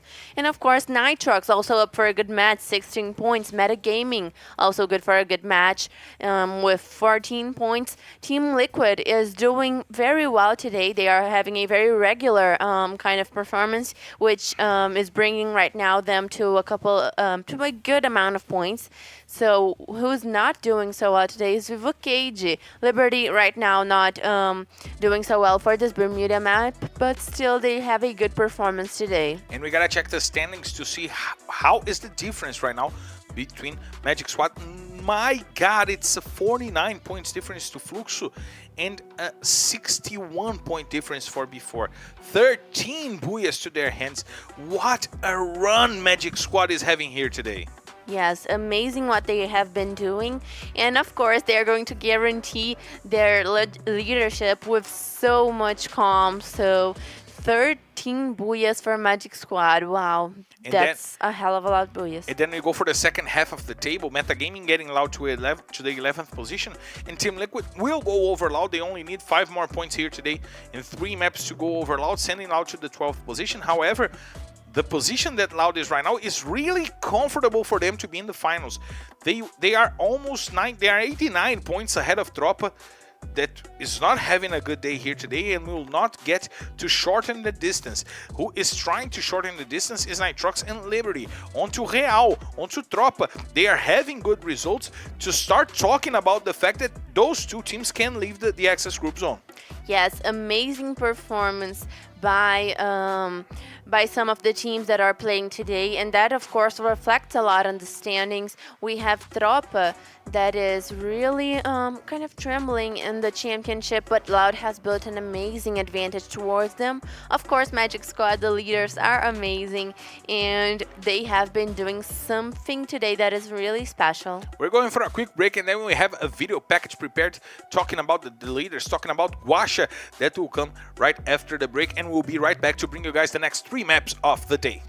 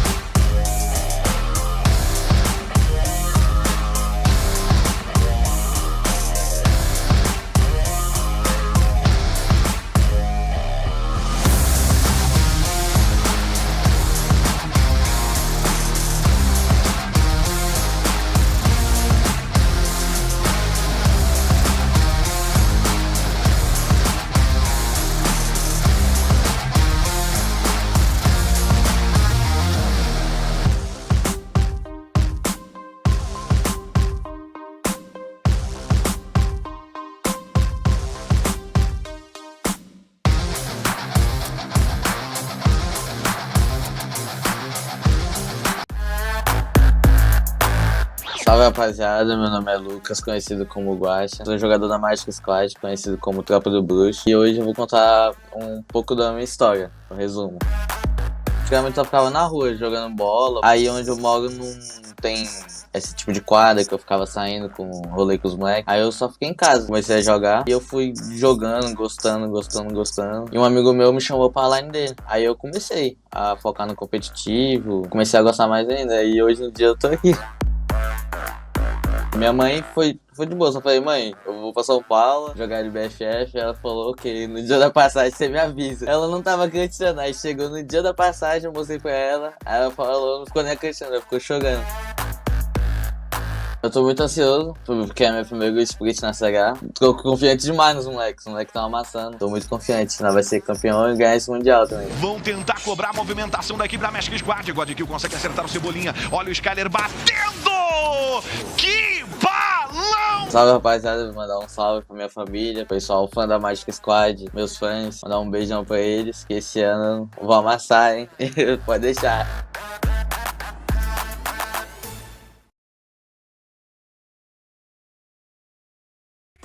He's really cute. Guaxa is really cute, and I like when he changes place with Godkill sometimes. Today he's playing Magic Squad with 2 Booyahs here today to start an amazing run for opening up the leadership, right, Isa? Yes, amazing run for Magic Squad. We're kind of running out of compliments for them because they are doing such an amazing job here in the LBFF, but I'm looking forward to seeing the kill leadings rank because, of course, we have some of the players that are competing here playing today, and look, oh my god.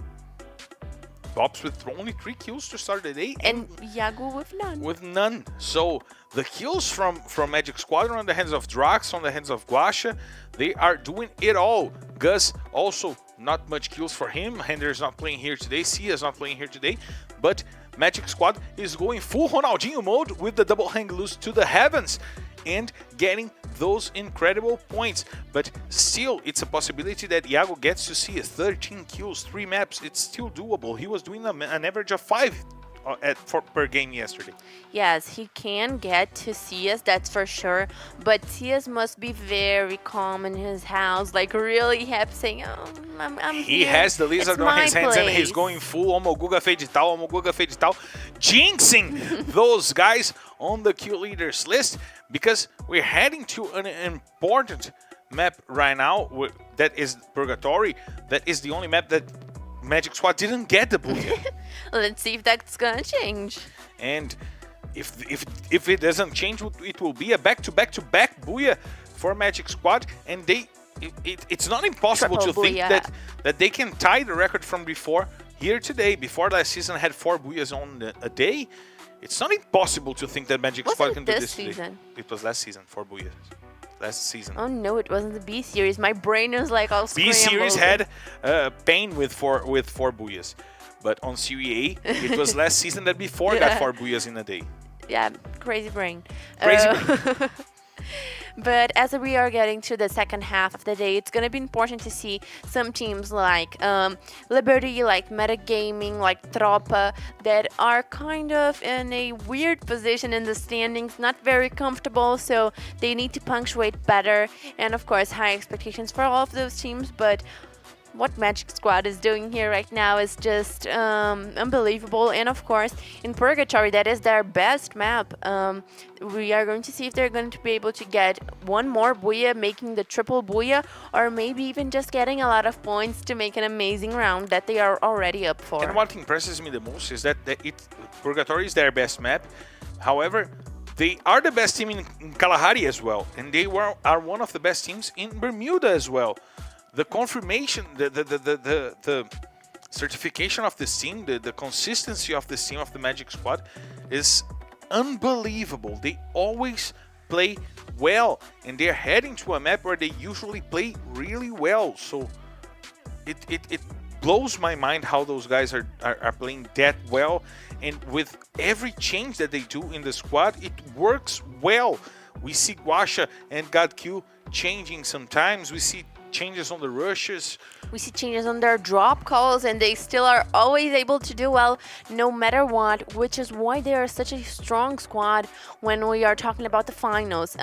Magic squad really being able to deal with all of those changes shows a lot of strength to get to the finals. So I'm really putting a lot of expectations for them because, of course, they deserve it, and they have proved their worth so far in this phase of the championship. So great Magic squad.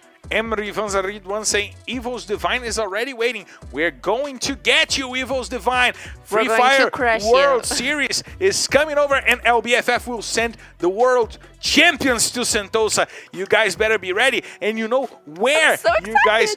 I'm dying to see the championship, the World Series that will be happening this year after the first season of LBFF. During May, we'll have the World Series, and you guys you can't miss, you won't wait, because LBFF will send the world champions, and we'll see that from the top down because we're clear to the golf slots. Hit the skies! Ladies and gentlemen, from flight R18D4 heading straight to Purgatory. This is your captain, Marcel Ferrantini, and by my side, my co-pilot Isa invites you to loosen your seatbelts, fasten your boards, because it's time to drop, Isa! It's time to drop, and here we have one airplane route that finally was a little difficult for the teams. Of course, the teams that go towards the island of Central, towards Fire Brigade, towards Lumber Mill will have to work a little bit more to get to their drop calls, but so far so good. Everyone getting to their usual spots of loot in the map. Of course, we have Team Liquid kind of getting on the way of Corinthians. I'm sure Corinthians is not happy about that, but look, we have Liberty going towards Fire Brigade, and I did not see Tropa going for Central. And we see changes in Corinthians. Gelo leaving to get Band some space. Zenak still as the in-game leader, still as the ruler of the squad. And it changes a little bit, this organization of the squad for Corinthians, and then we see Tropa going after the players of Netshoes Miners that rushed inside of the houses, forcing Tropa to go for a different run. However, Kiled has his sights on Natividade. Netshoes might lose a player really early. Nativa has the car. He can go for a quick shot onto Kiled, who doesn't have a Kevlar vest. One great shot with the car can take Kiled to the floor, Isa. Yes, it can. Tropa had a difficult way to get to Central, so they chose to pursue this confrontation with Netshoes Miners, but it can end badly either way. So let's see if Netshoes Miners is going to be able to get this advantage towards Tropa. Kility is on the other side of the river, so Tropa only has actually 3 players actively being against the whole Netshoes Miners squad. Now the rotation from Spiel is to lock the Lumber Mill away from Netshoes Miners that usually go to Lumber Mill. They will have to play with what remains for them of Central. We see Natividade getting closer to Central over there because it's fully taken by Tropa right now. It seems that Tropa changed their drop call in a game where that drop call was the worst one for you to go because of the airplane route. Yes. Tropa had the bad luck of being very far away from their drop call, but right now they are only kind of stalling, and it's going to be hard because the time did not stop. The time is still running. The safe zone has already appeared, so Netshoes Miners and Tropa getting this really late rotation, this really late loot because they were involved in that kind of cold confrontation because no one actually was eliminated, but Liberty is, on the other hand, already making their loot. They are already basically ready to make their rotations. Let's check out because Pexing is on the place of hype. And of course, Liberty is still having a great day today. So a lot of expectations for this map for them, especially because they got the first Booyah in Purgatory. And it's a good moment for Liberty to try to retake that good moment. As you said, they got the Booyah in Purgatory. And not only a Booyah, but 15 kills. They were really dominant in this map. And it's important for them because if they want to start fighting to get away of the Axis group, there's not many time still remaining during the season. Only 3 more weeks to come. And They will play for 6 more rounds during those weeks, and in an average of 50 points, if they get good days in all rounds, they will go for 300 more points, which will not lead them to where B4 is right now. Yes, yes, that is true, and that is important. The standings are gonna really be kind of definitive for this end of the week, so we need to see how the teams are going to be, because of course we are getting so close to the finals, and Liberty is already able to pick up the first kill against Natividade from Netshoes Miners, and this is exactly what I was talking about, Marcelo. Netshoes Miners and Tropa made such a slow confrontation and really kind of just stalled out so much that Liberty had the time to make their loot, get there, pick up a kill, and they still are going to probably be able to take Killity. And it happens because, as you said, those players took too long to go for that fight, and it left them with no loot because they were standing looking at each other, and none of them had loot. Now we see that Liberty didn't see Killedy over there. Take a look at that.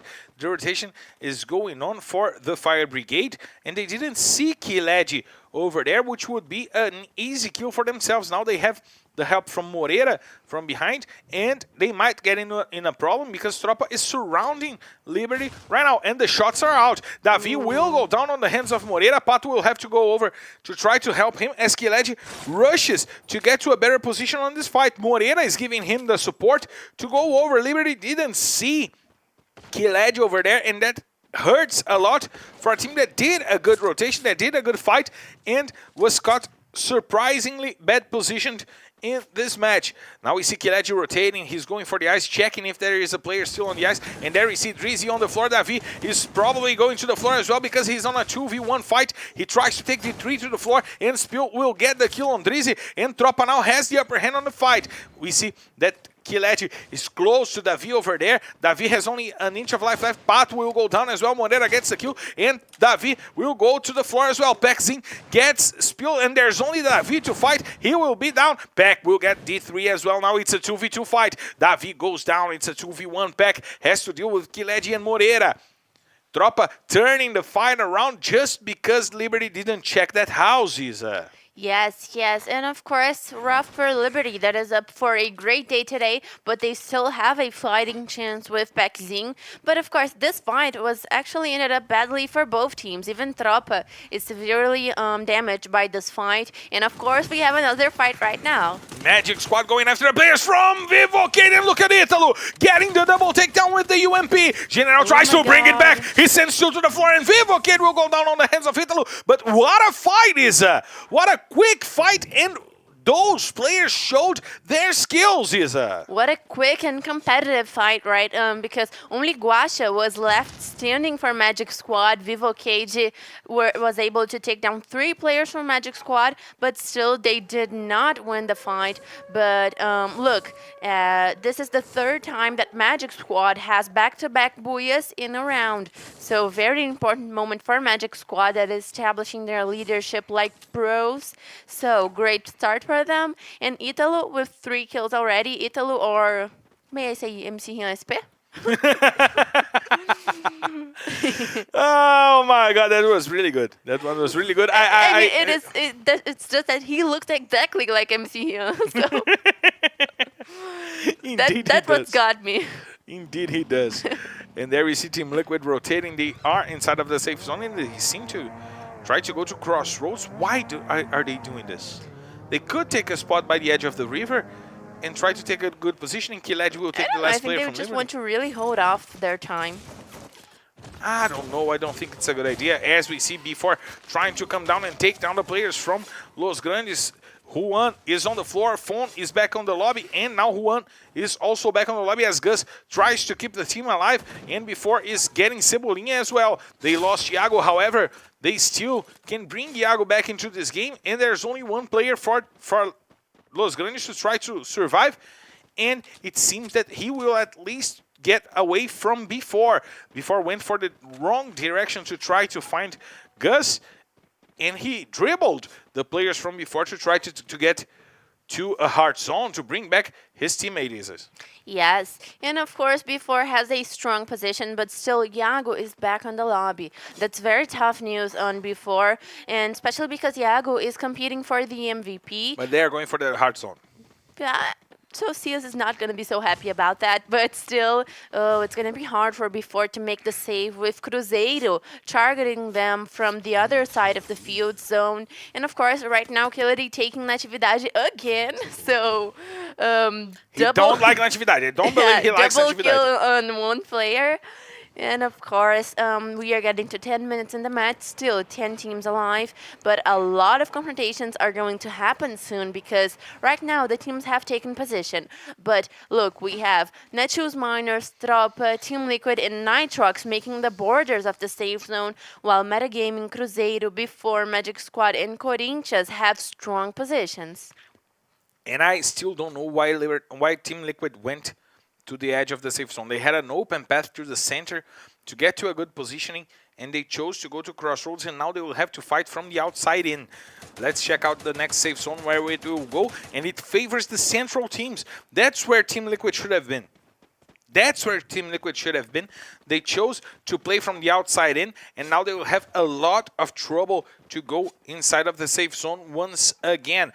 The shots coming in. Bobs tries to get the grenades out onto the players of B4. B4 still didn't get Iago back in the match, so it's a 4v3 fight favoring... No, they actually got Iago. No! Iago just got to the floor once again. Drax getting the kill.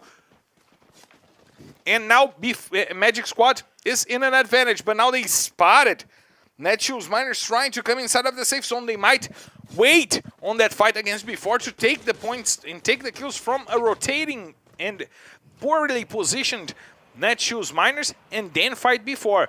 We gotta see what's going on because the teams are getting closer and closer, and now we see Team Liquid trying to get to a good positioning but having to deal with Metagaming. Eric is leading the charge for Metagaming with help from his teammates. Grenades out from Eric, trying to get the players from Team Liquid.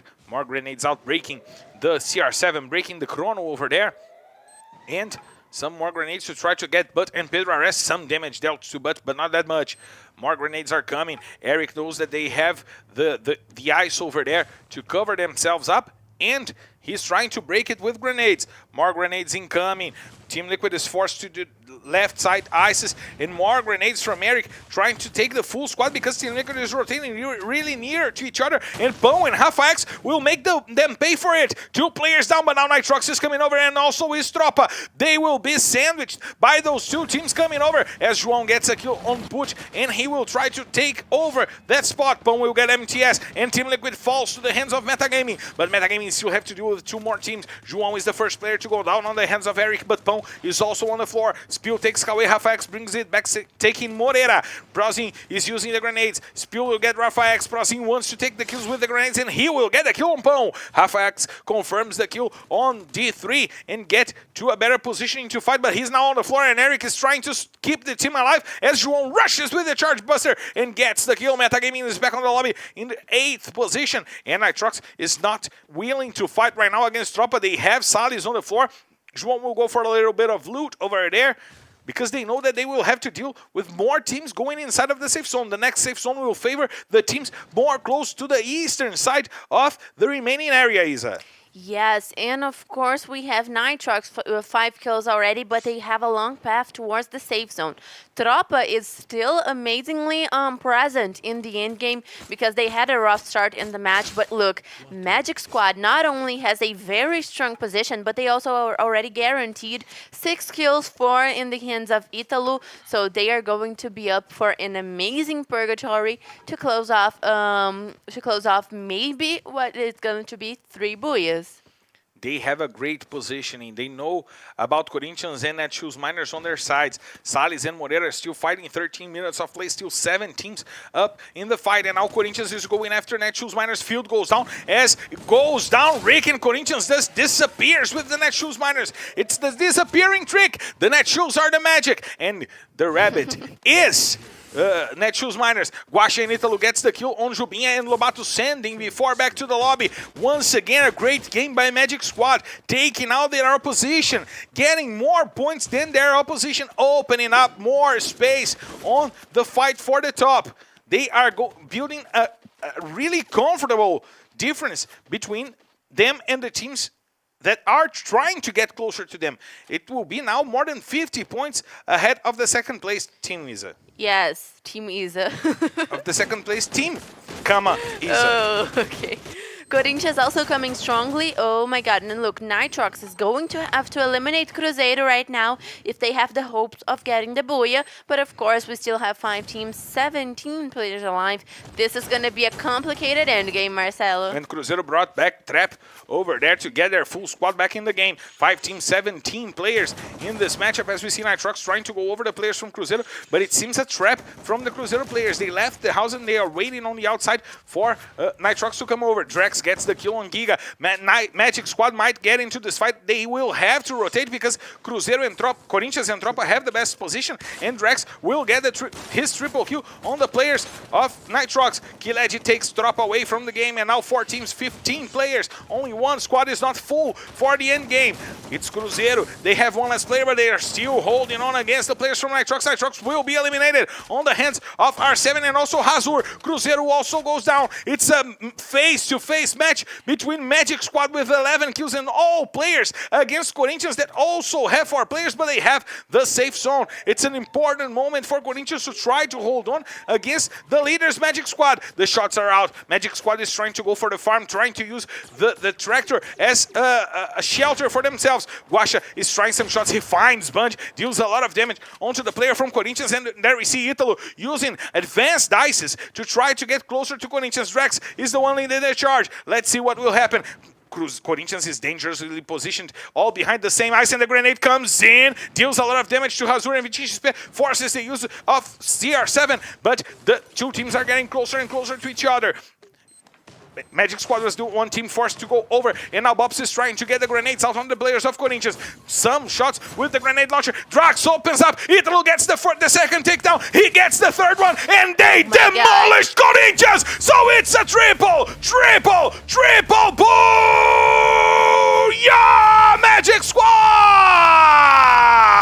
They are not only the leaders, they are dominating the season at back-to-back booyah for Magic Squad. 3 in a row, and they are positioned to get to the record of before Isa. Owning the season, Magic Squad is really the biggest surprise that we have here for this split in the LBFF, and they are proving themselves match after match, round after round, week after week, and of course establishing an amazing leadership. 3 booyahs in a row, Marcelo. That's gonna be amazing, and we still have 2 matches to see what Magic Squad is gonna guard for us in the last 2 matches. Look at that. Oh my god. We only had that happen 2 times in this split, which was with Metagaming, and before 3 booyahs for each in, I don't know what rounds, of course, but they did that. And of course, right now, Magic Squad with 27 points, Italo with 7 kills. Italo and Drax are really on fire today, and they are making all the difference for the team. Of course, in this match, Italo really took over the highlight, and he was able to guarantee this amazing map for Magic Squad, especially in that confrontation with Vivo Cage.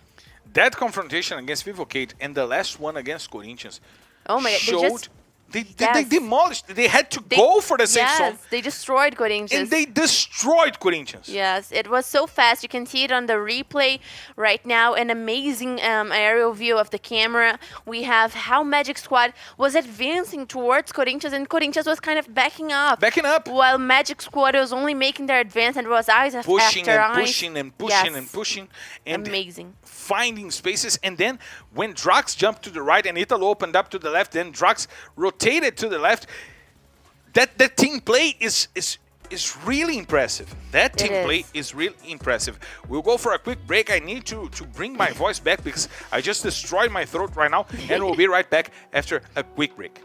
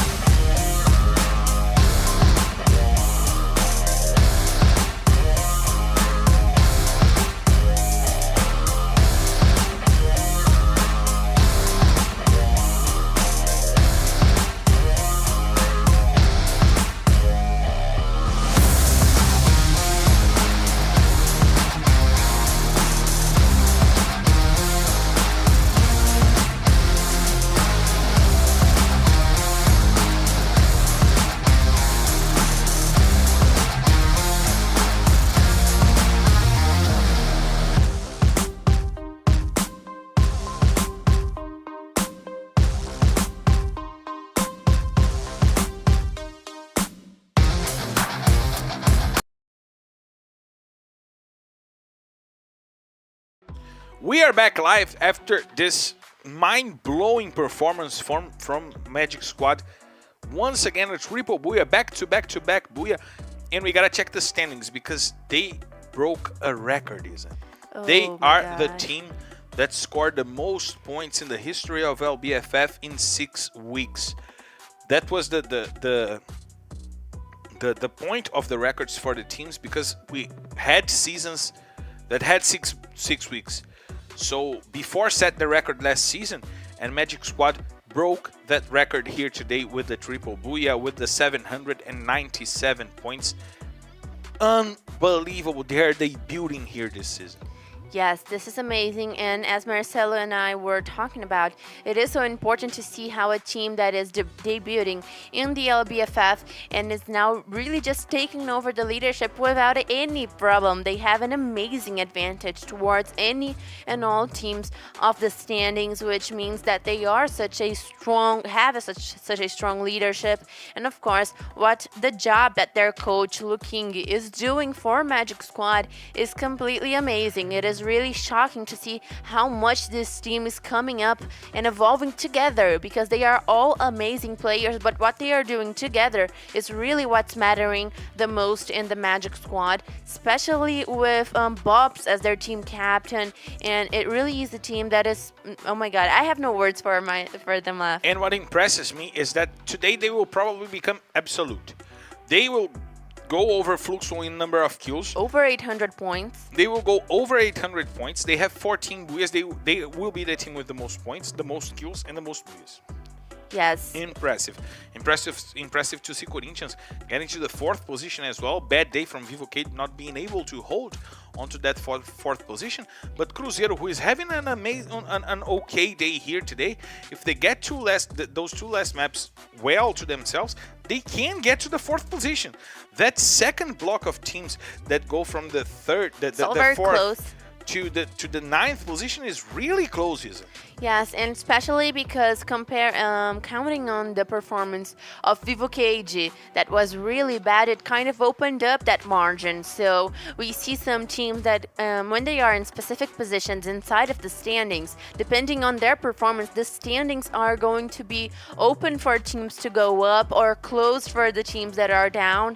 So we need to see how that affects everyone. And of course, we are reaching for the 5th map of the day. The day is ending, the week is ending, and it's going to be extra important to see how everyone's going to act this time once again in Kalahari, the slowest map that we are having this season. 12 minutes for the first squad wipe on the first Kalahari map of the day. Shout out to Eduardo Diniz, always here with us, trying to enhance his English speaking abilities. Thank you for being here with us. Shout out to São Paulino, shout out to Emery Vanzaridwan, also here with us. And if you guys want to bring your friends in, be our guest to bring your friends in. Let's create a great international community around LBFF. This is an international broadcast. This is meant to be for people all around the world. But of course, you, the Brazilian guys that come here for the broadcast to learn English, you're more than welcome to be here with us. Thank you for your audience, and we are getting clear to take off. The control tower is here on my ear. The engines are rolling. We are already taxiing through the alley, and we are clear to take off. So let's hit the skies. Ladies and gentlemen, from the flight R18D5 heading straight to Kalahari. This is your Captain Marcelo Ferrantini, and my co-pilot Isa invites you to loosen your seatbelts, fasten your boards, because it's time to drop, Isa! Time to drop 5th map in the day, and of course this is one of the last chances for some teams that did not punctuate well to really do something about it. And look at the standings that are on the right side of the screen, how close some teams are in points. Cruzeiro, Los Grandes, Vivo Cage, Corinthians, all so close in points, and that's going to be very decisive for whoever is going to sleep maybe in the top 4, top 6, top 5. And of course we already have Netshoes minus against But's lost. But is lost. He's trying to go over. He has a knife, and he will try to knife down Train. MTS comes over and takes Train to the floor. Train just came into play, and he lasted 1 minute. Oh my god, that was unfortunate for Trem. That is very likely going to be able to be saved by his teammates, but still, rocky start for Netshoes Miners, while Team Liquid already guarantees a kill. MTS guarantees the kill. MTS, that is a player that, I mean, we have no more compliments to as well. MTS has been playing so much, so well for today. Of course, Team Liquid is not having an amazing performance, but they are still very regular with some good amount of points. Let's see what holds us for this match of Kalahari, because so far, so good. Everyone's just chilling, taking their loot. And it seemed to me that Trem was just to scout. He was sent to scout near the players of Team Liquid, but did the same. They found themselves in the middle of nowhere. Liquid was not there. Netshoes Miners were not there. So it kind of seemed to me that this was a scouting fight. And probably Trem will be brought back into this matchup. And we are going once again for what it seems to be a slow-paced match here in Kalahari once again, is it? Yes, and it is interesting to see how the teams are going to be able to make their positions, especially because we have such a crowded map. Kalahari is not only slower, but it is also a smaller map than the others. So it means that we have so much density in the amount of players that are playing here in Kalahari. We have a shorter amount of space and a lot more of players alive. So that is a really big statistic on how we see Kalahari being. And look, Renan is getting on the place of Jubinha. Also, Lapa coming over. Yes. Before is not doing so well today. Look, Shinase has gone out. That's shocking, but The usual changes that before does to give Lapa and Renan some play minutes, right? To give some experience to the guys. yes, and that is shocking because B4 is not doing so well today. So if they needed to bring on some new faces to get a better performance, we will see that next. But Peusada is on the place of Field. So right now, a substitution on the Netshoes Minor squad that is also not doing well today and really needs to do better. O Trem Bebê, of course, in the place of Broilo. Everyone is right now in the game for Netshoes Miners. I wonder how they are thinking they're going to be able to progress with this casting, with this lineup. But right now, Cruzeiro and Liberty fighting, Marcelo. Cruzeiro and Liberty going at each other. Rush coming into play of Menor, and R7 opens up with a nice shot of the Charge Buster onto Davi. Pato will go to the floor as well. Liberty with a bad start. Drizzy going down as well, and there's only one player still remaining for Liberty. He is trying to run away, as the song would say, run away for the day. And now he is gone to try to keep Liberty alive. Liberty that started the day really well, but now are having some kind of trouble to keep their performance up, Isa. Yes, much like what we saw from before yesterday, right? Yesterday, no, in the Saturday round, I think. But anyway, it is normal for sometimes the teams to tremble, but still, Liberty needs a good performance to get to Nitrox in the standings. So let's keep an eye on them. Let's see how they are going to be able to do, because this time Kalahari actually had some kind of early confrontation. So changes for this Kalahari. Of course, no teams were eliminated. We still have all 12 teams standing, but the last player for Liberty really does need to be able to save the rest of his teammates. Otherwise, that is going to be another bad match for Liberty that can't count on only having 2 good matches.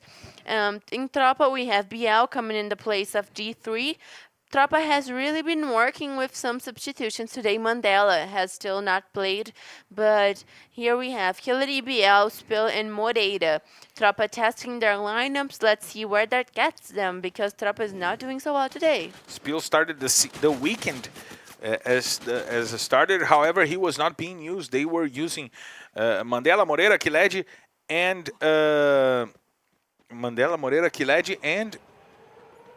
oh my God, and BL as their starters. D3 changed with BL, and then we've seen now Spiel changing with BL, with D3. A lot of changes that it seems to me that Tropa still didn't find their core. They know that they know that Moreira and Kiled are main players, but the support players around are not defined by this team of Tropa. Yes, yes. And of course, the safe zone has been a little centralized before. It never left the area of refinery as usual. But we have two teams that are especially late in their rotation that are Netshoes Miners and Team Liquid. We know that Team Liquid loves this kinds of late rotations, but they are confronting each other right now. And Netshoes Miners might be the target for Team Liquid as they get towards the safe zone. We see but bugging a little bit. He stayed on the air for a while. And then we see the rotation from Team Liquid from the Council Hall over there. Using a late rotation once again, and we know that in a few maps it doesn't work really well. And in Kalahari, it's one of those maps. They will have to rotate through the open. Yes. Yes, and of course a very late game for Team Liquid. That is very usual for them, but still they need to get to the safe zone, and buying off this confrontation with Netshoes Miners might not have been the best idea because Netshoes Miners is a little closer to the safe zone, so they might make a blockage for Team Liquid that is using their tuk-tuk, as we say here in Brazil. The beautiful tuk-tuk. I don't know how I would say that. It's actually said on the other countries, not in Brazil. It's you don't call it tuk-tuk here? In India. It's called tuk-tuk in India. In I thought it was a Brazilian thing. So. No, it's actually an Indian thing, if I'm not mistaken. Tuk-tuk. Tuk-tuk. T-U-K, tuk-tuk. Some shots out from Iago trying to get the players from Los Grandes over there. Los Grandes hiding by the food or refinery, and it seems to me that despite being inside of the safe zone right now, the refinery will be left out on the late safe zones of the matches. Yes, yes. Of course, Netshoes Miners and Team Liquid finally buying off this confrontation, and let's see who's going to get the best of it, Marcelo. Let's check this out because the CR7 was already used by the players of Netshoes Miners, however, but we'll start bringing down the players. Peusada puts down Pedro Ares. Fenix brings it back, puts Peusada to the floor. Shots going out. Fenix gets the kill on Pesada, but Natividade brings it back. It's a 2v2 fight right now. And Rick brought Natividade back into the game. While MTS has to rotate, he has the help of Fenix. And Pedro Ares is on the floor. MTS will try to hold on. He uses the chrono, but Natividade will come jumping onto him. Fenix just launched himself away from that zone. But we see Pekzin over there using the hard zone. He can be taken down, and he will be taken down by Fenix. That is so unfortunate for Pekzin because he was almost there into saving the rest of his squad. But right now, Team Liquid guaranteeing one more position inside of the match. And of course, they might have a good chance to bring back the rest of the team, especially because he was in that hard zone that Pekzin previously had. But Netshoes Miners also needs to bring 2 players back to the team. Of course, they have 3 kills, but still, they have a long way towards the safe zone, and they need some extra kills. There we see Fenix. Fenix. He built himself an igloo. He brought a tuk-tuk to his side, and now he's safe to bring Team Liquid back into the game. Look at that scene. He was afraid that someone was going to do to him what he did to Pekzin. That's so unfortunate for them.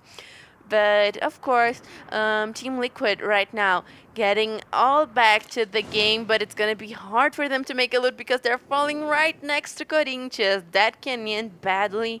Of course, we also have a confrontation. Netshoes Miners having trouble getting to the safe zone as we expected. Corinthians already got MTS back into the lobby.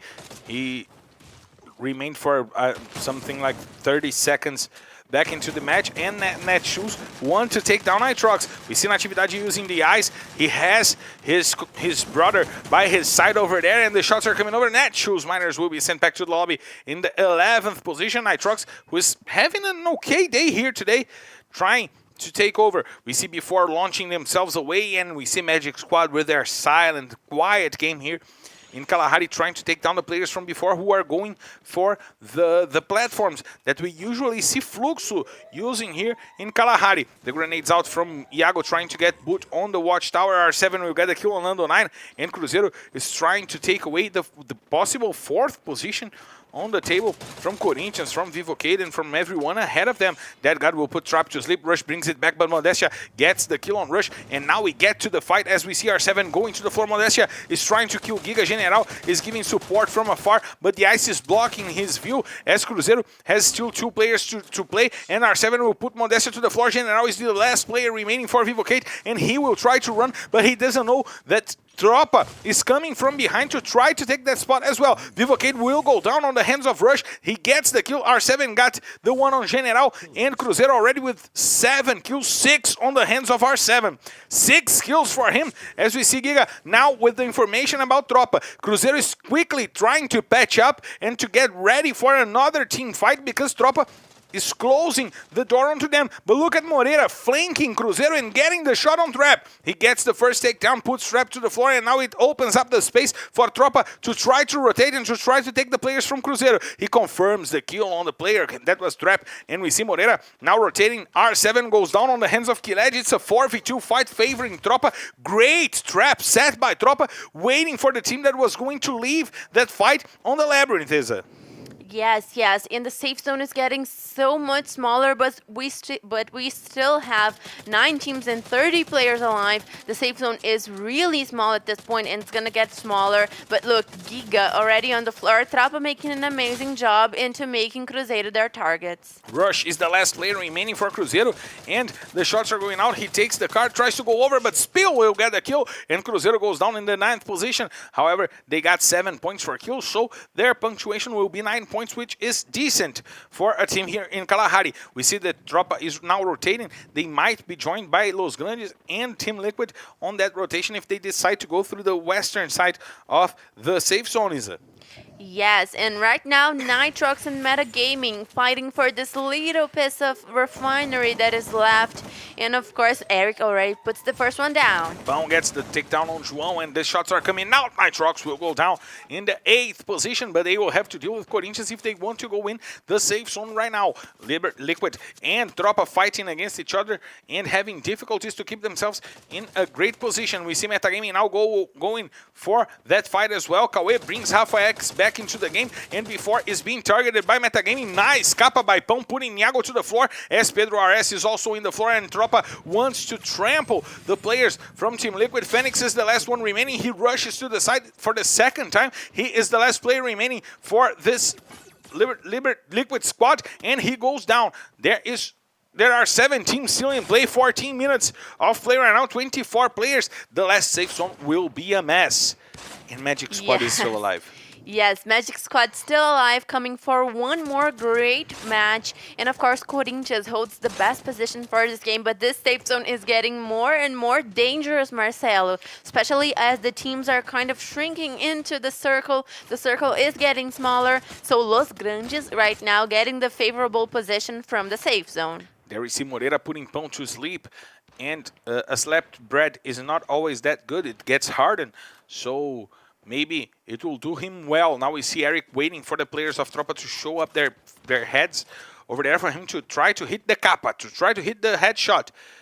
But they will have to move. They will desperately need to move. Los Grandes taking the best position, as Isa said. And now Magic Squad trying to go over the players from before. There is one player down. He brings Lapa back to his feet. It was Lobato over there bringing Lapa back to his feet. Eric goes down, and Metagaming will have to deal with Tropa once again, as before tries to come over. Bobs jumps to the side, and the rush comes in. Guaxa puts Lobato to the floor. Italo gets Iago, and Drax will get Renan. Oh my god, it's the destruction! Total destruction of before! Magic Squad once again obliterating one of their rivals. Metagaming also goes down. Juan gets the kill on Moreira. a kill edge, tries to take Zenak. It's drawing itself once again to Magic Squad. They are the only ones that are not losing players in the last fights of the match. Vitinho XP is trying to rush away.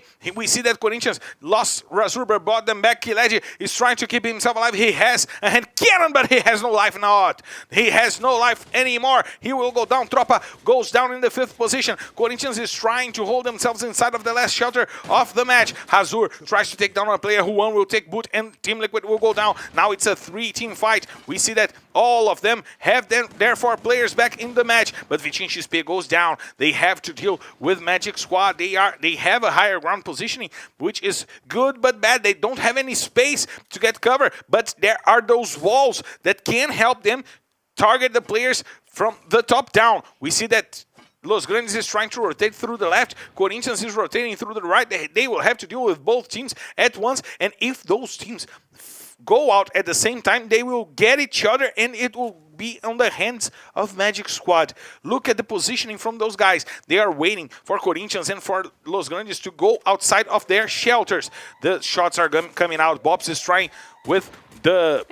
He was trying to get some shots out, and we see Drax with Italu by the right side. Let's see how this will be defined. And Magic Squad goes over, but Guaxa goes to the floor. Juan gets the kill, important kill, but Bobs puts 2 players down with the grenade launcher. He will run away. He will try to rush for this side. He has the sights on Hazur, but he goes down. Drax goes down as well, and Magic Squad gets eliminated on the hands of Corinthians and Los Grandes, but they will have to deal with each other. Juan gets the kill on Budget, and Hazur! So it's a boo! Yeah, Los Grandes! They waited patiently by those walls over there, by the containers, to get a good fight. And when Bobs took 2 players out from Corinthians, it was Los Grandes to take. Juan had the first kill, and then the path was open for the Oranges to get their booyah, Isa. Amazing game by Los Grandes, a team that we have been seeing to be only evolving here on the LBFF, and of course they got some good kills with this booyah, and they're gonna go far along in the standings because they were already in such a good position fighting for the top. So right now Los Grandes getting the booyah, but Corinthians also up for a very good match. And Magic Squad, we don't even need to talk about. You gotta know that they're gonna be in the top 3. And of course, I even thought that Magic Squad was gonna get the booyah, but I think, particularly in my opinion, Bob should have used the grenade launcher before, because they had a lot of players from Corinthians just really like close together. yes, like very tight on the shed. And of course, and also Los Grandes, he could have used the grenade launcher in either team, but unfortunately, they did not get to, but still 13 points for Magic Squad. R7 with 6 kills, even though Cruzeiro fell so early. Cruzeiro fell early, however, with a good amount of kills, mostly on the hands of R7. However, Los Grandes 19 points, Corinthians 16, Magic Squad 13, Team Liquid with 12 were the top 4 of this match. Juan also with 6 kills, mostly Amazing. on the end game. Mostly on that last fight, he got all the kills onto the players of Magic Squad, and then he got some kills on the players of Corinthians. Nitrox with 5 points, before with 4, Netshoes with 3, Vivo Kid with 1, and Liberty finally no points for Liberty in a match.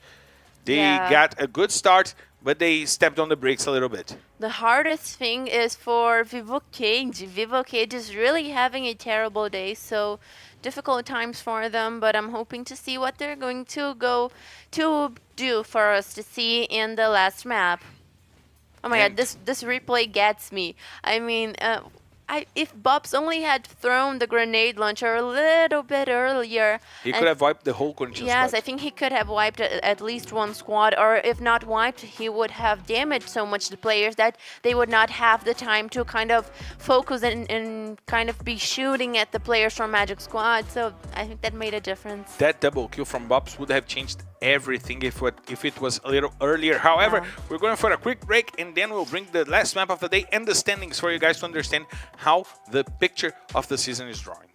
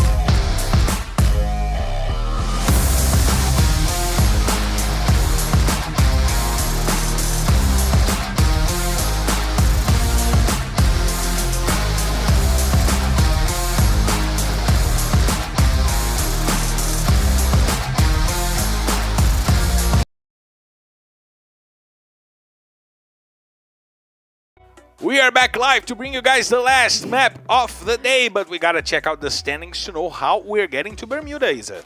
Yes, and of course... Finally, before went through... Yeah, finally. And they still have one match to build up a little bit of a difference, but we know that's gonna be very little. Check out the advantage from Magic Squad to before. That's 89 ridiculous. points. That's 89 points. If before wanted to play all by herself in a day and take Magic Squad from the leadership, they would need a close to 100-point day. That is absolutely ridiculous how Magic Squad is doing so well, and they have an amazing leadership. So right now we have Los Grandes getting to the 5th position, passing Vivo Cage. Vivo Cage that is having a terrible day, probably their worst day in the championship. But right now Los Grandes fighting directly with Corinthians for the 4th spot because they are both a little behind Fluxo, a lot behind Fluxo actually, while Team Liquid finally passes Loud, and they are probably going to... No. Maybe they can pass God Unidas. It's possible. They need a 17-point game. They need a Booyah here in the last map. If they get a Booyah, they will go over God Unidas and will, for the first time, be on the first half of the table. And you know what?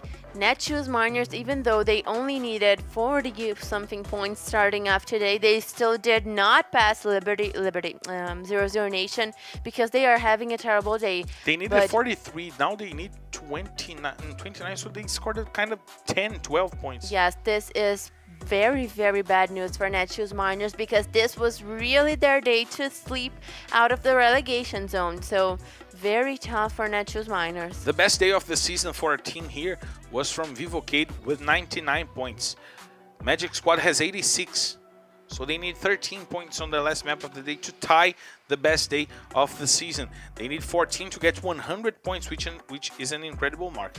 And with a Booyah, they will tie the record of before in the number of Booyahs for a day, which would be 4 Booyahs for a day. And they will probably go after the record of the most points for a day in the history of the league. I am looking so forward for the last map for us to find out if Magic Squad is gonna break records today. And of course, there's a lot to expect because this is the final map of the week. So we are going to be making it official. 18 rounds. Yeah, 6 weeks in the championship. It's gonna be great. And we gotta remind you guys, we're heading for 3 more weeks. This is the bigger and the better LBFF of the history as we're getting ready to go to Bermuda, getting ready to close the 6th week. However, the 7th will be open next Saturday at 1 p.m. But we still have one more map to go. And you know where are you going to check this map from? You're going to check it from the skies because we're clear to take off. So let's hit the skies.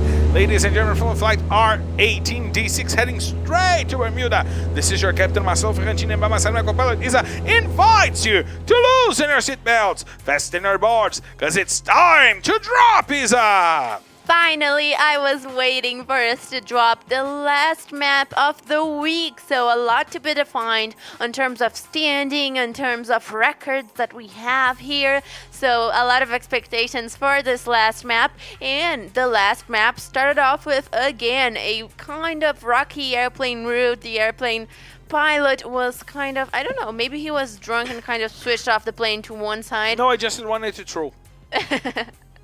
So great. The airplane pilot really did not favor some of those teams that are gonna have to make that extra long walk towards their drop call, while we have Cabeção getting into the place of Nando 9 for the Vivo Cage casting of their lineup, and of course Vivo Cage that is having their worst day so far. And they're the worst team of the day. Yes, and they are the worst team of the day. So let's see if Cabeção brings any positive changes for the Vivo Cage squad because we know that they need to.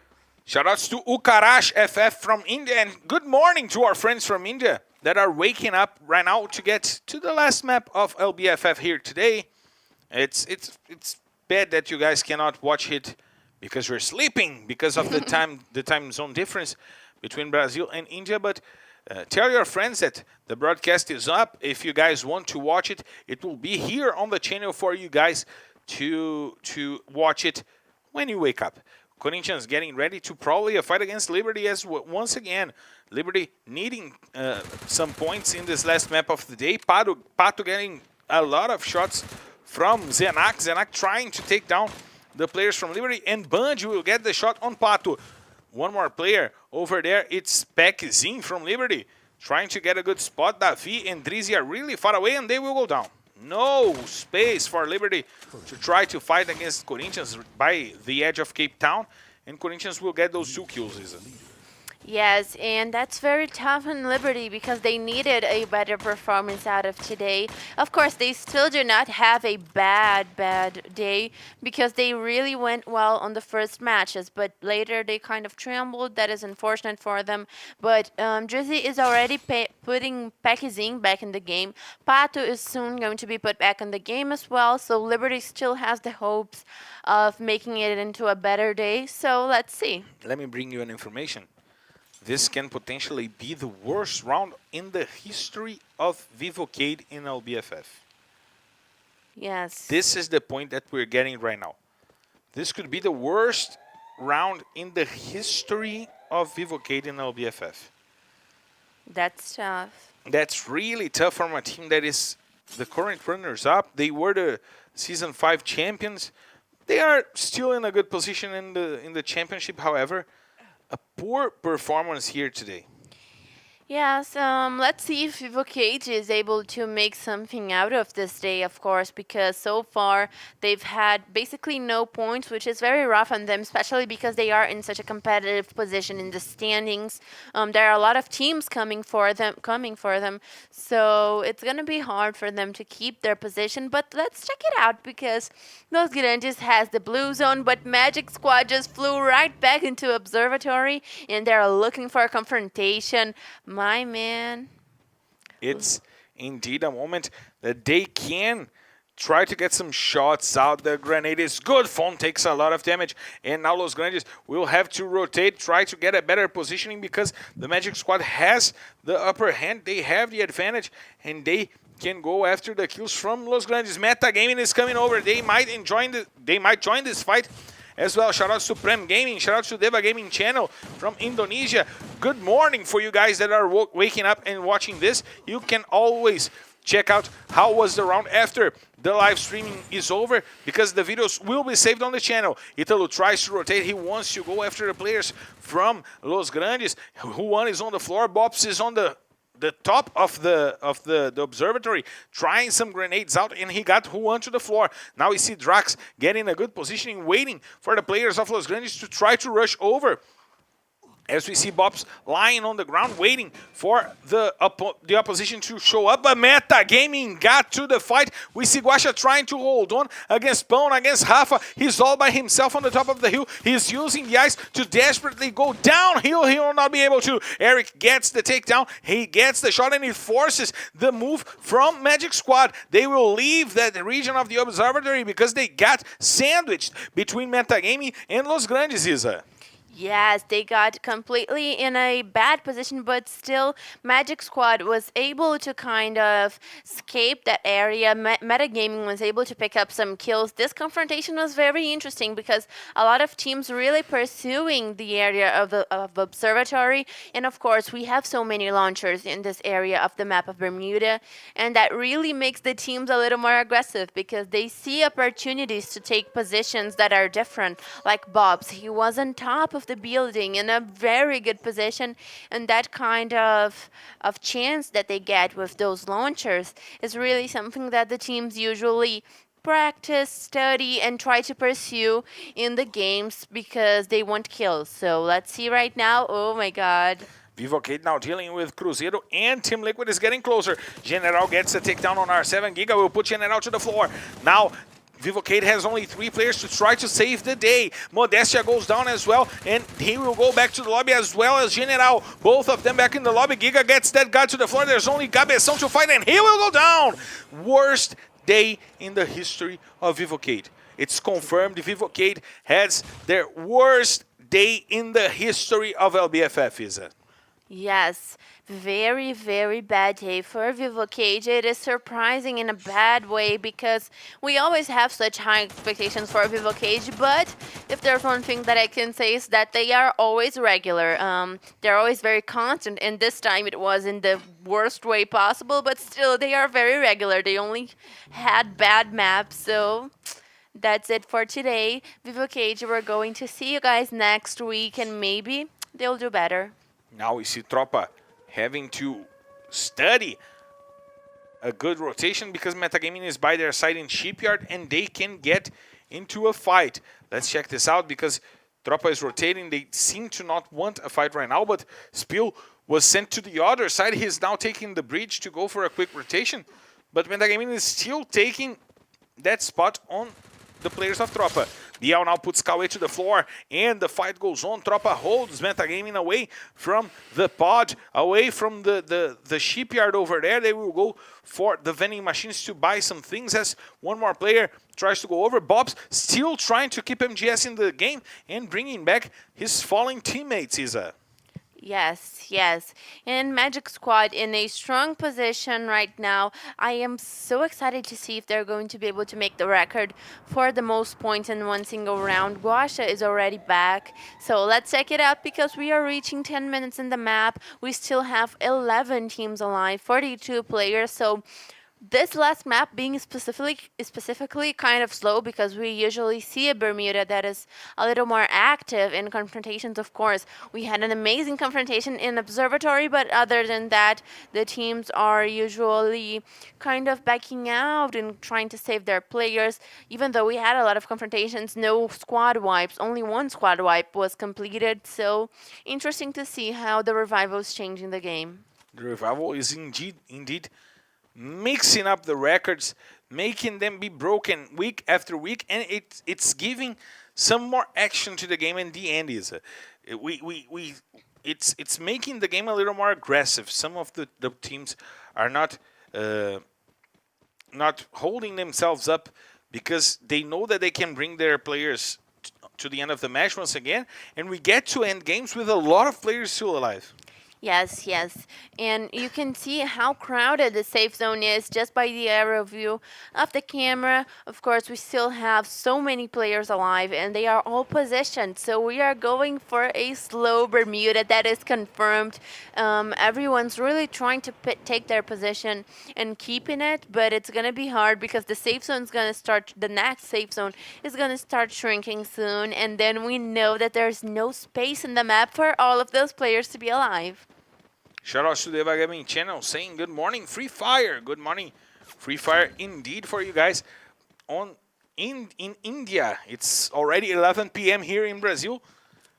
From yesterday for you guys. It's still yesterday here. We have Los Grandes in a good position in trying to take the peak. We have Team Liquid also well positioned. Cruzeiro trying to get inside of the safe zone. Metagaming still struggling to find the space to run. And this will be a game decided in the last minutes, is it? Yes, it is. And of course, Team Liquid has been really favored by the safe zone. The safe zone is going to be a little tough for some teams to get in, especially the guys that are on the side of Peaky, because there's a lot of teams in that position, and B4 is trying to make their rush from Cruzeiro, and that's going to be tough. The rush is over from before. He's there going over to try to take Cruzeiro from the house. We see Iago and Lobato leading the charge as we see Corinthians going after the players from Liberty. Pexin takes Hazur to the floor. Trap will get Renan and Lobato brings it back. Trap gets the kill. Lobato gets the kill as well. And now the grenades from Trap are trying to come over. Liberty will go down in the 11th position on the hands of Corinthians while Cruzeiro tries to rotate. Trap goes to the floor, but Rush brings it back. Puts Lobato to sleep over there. Now it's a 2v2 fight, but Lapa gets the kill on Trap. We see Giga fighting, sided by Rush over there as Rush opens up to try to go over and take the players from before. Iago will put Giga to the floor. Finally, Iago getting an important kill here to get to the run on the kill leaders list. Lapa and Iago are still rotating, trying to go for their spot of the fight, while Rush tries to hide and keep Cruzeiro alive. He has a grenade on his hands. He's going for a grenade, but it was a bad grenade. Bad grenade that sends down before with information on where Hershey is right now. He takes a lot of damage over there, and the rotation from Lapa will try to get him. Rush takes a lot of damage, tries to pull over, and gets down. And Cruzeiro goes back to the lobby in the 10th position, and meanwhile we see that Nightshoes Miners were trying to get Magic Squad over there. It's a 2v2 fight right now because Bob's got 2 kills, while Natividade and Peusada is still running, trying to get away for the Nightshoes Miners squad to keep alive. Magic Squad will need to play from the outside in right now after they lost Ítalo and Guaxa, Isa. The hopes are Magic Squad to be beating up Vivo Cage's record for the best round in the split of the LBFF are going down. The odds are going down, but right now Corinthians and Nitrox on the other side of the map, and look at how many alive players we have on this match. 27 players alive, still 9 teams. A lot's going to be defined, but the safe zone has trolled those players because it has gone completely out in the open, and it's going to be tough to make a position. They will have to rotate, and Cruzeiro will have to go over Nitrox before puts finally Magic Squad to the lobby. Finally a bad map for Magic Squad in the 9th position for themselves. They will not break the record, however, before it's trying to take over. Iago gets 2 kills on Natividade and Peusada, sending before back to the lobby. 3 kills for Iago. He goes over the barrier of 110 kills, but still a few kills behind Cias.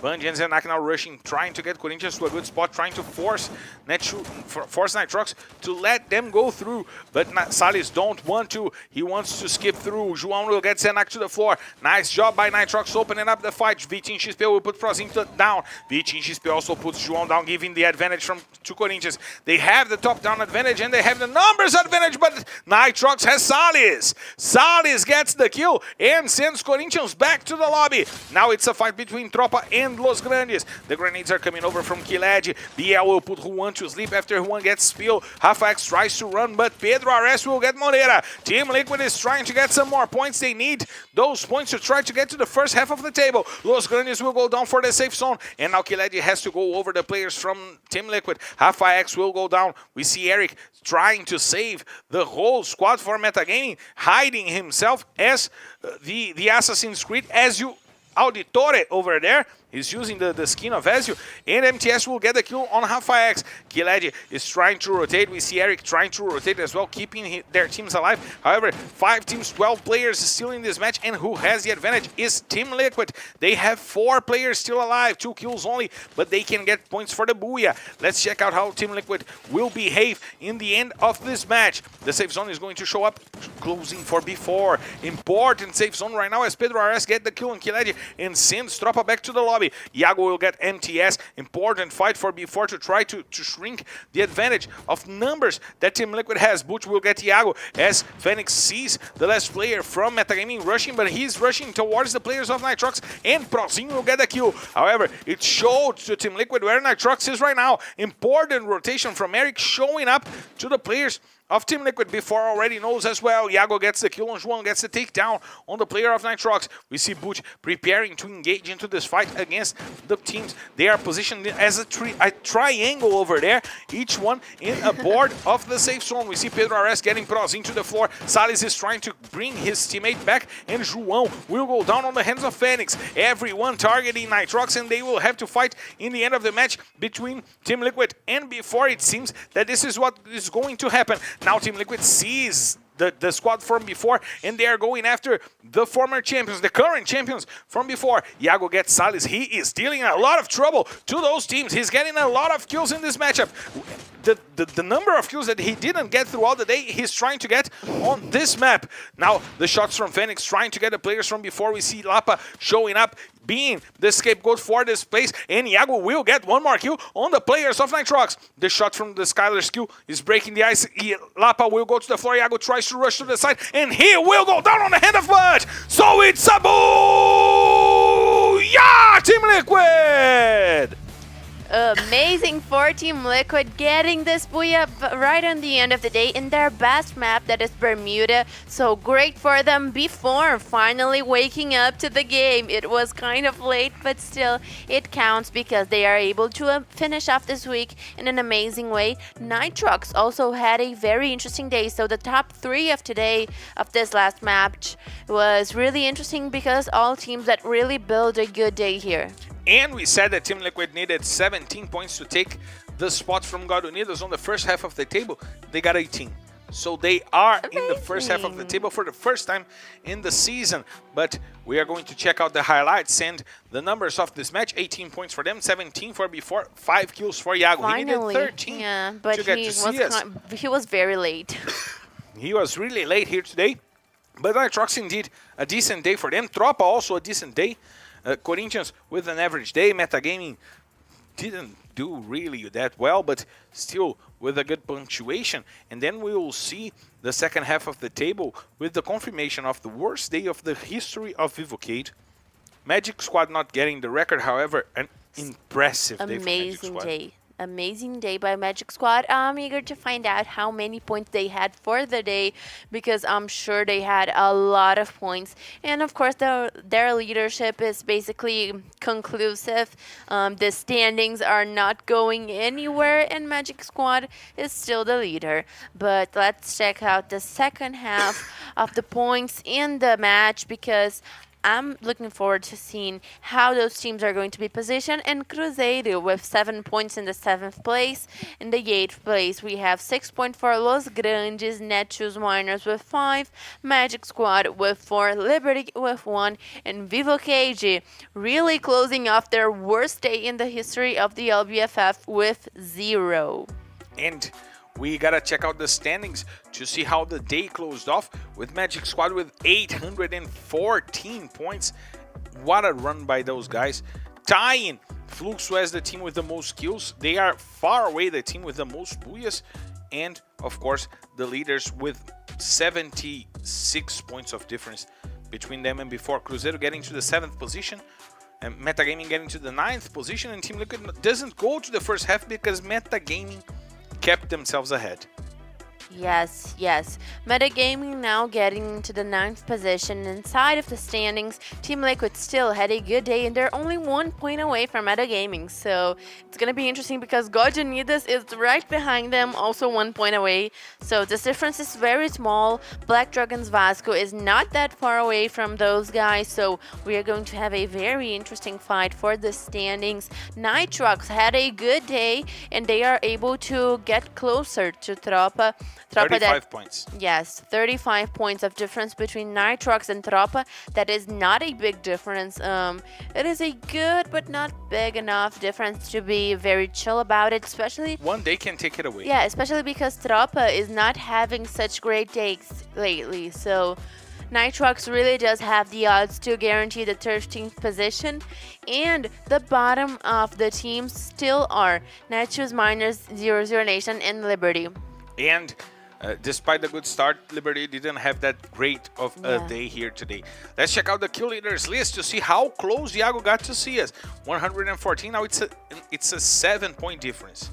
7 kill difference between Iago and Cias going for next week. Bops got 7 kills for himself. This is because Iago had a bad day. Iago had a bad day. Bad day. Bad day with 6 kills. Bops goes to 107. Gus reaches 100 points and we see Vichinchi with 96. The only guy inside of the top 5 without 100 kills. However, he's doing really well for his squad as a supportive player, getting assists, getting damage. Vichinchi is doing really good for Corinthians. Yes, Vichinchi is an amazing player. Of course, he does all the difference for the Corinthians squad. And as we are only seeing amazing players here in the kill leaders rankings, it is so important to be able to see how those players are making their path throughout the championship and how important they are for their squads, because they don't have those skills just because they are looking for an MVP or focusing on their individual skill. It's because they are amazing team workers. And of course, we only have amazing players here on the LBFF. It's the most balanced league in the world. And of course, those guys are showing you why. No players from the same team on the top of the kill leaders list. We have such a good spread towards the kills that it shows how balanced this league is, and all those teams are doing really well. Fluxo as the third position team, before the second, Magic Squad as the leaders from a lot. Los Grandes fighting for the top 4, Corinthians fighting for the top 4. So what a balanced season we're having right now, despite the domination from Magic Squad.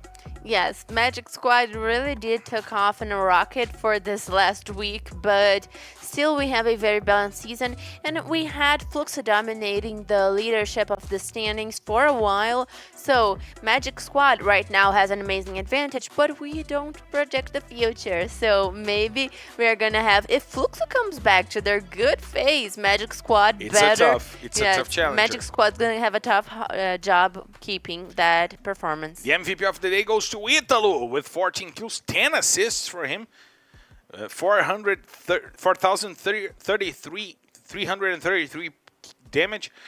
Nice job by Italo, or MC Rian São Paulo. 90 points for Magic Squad.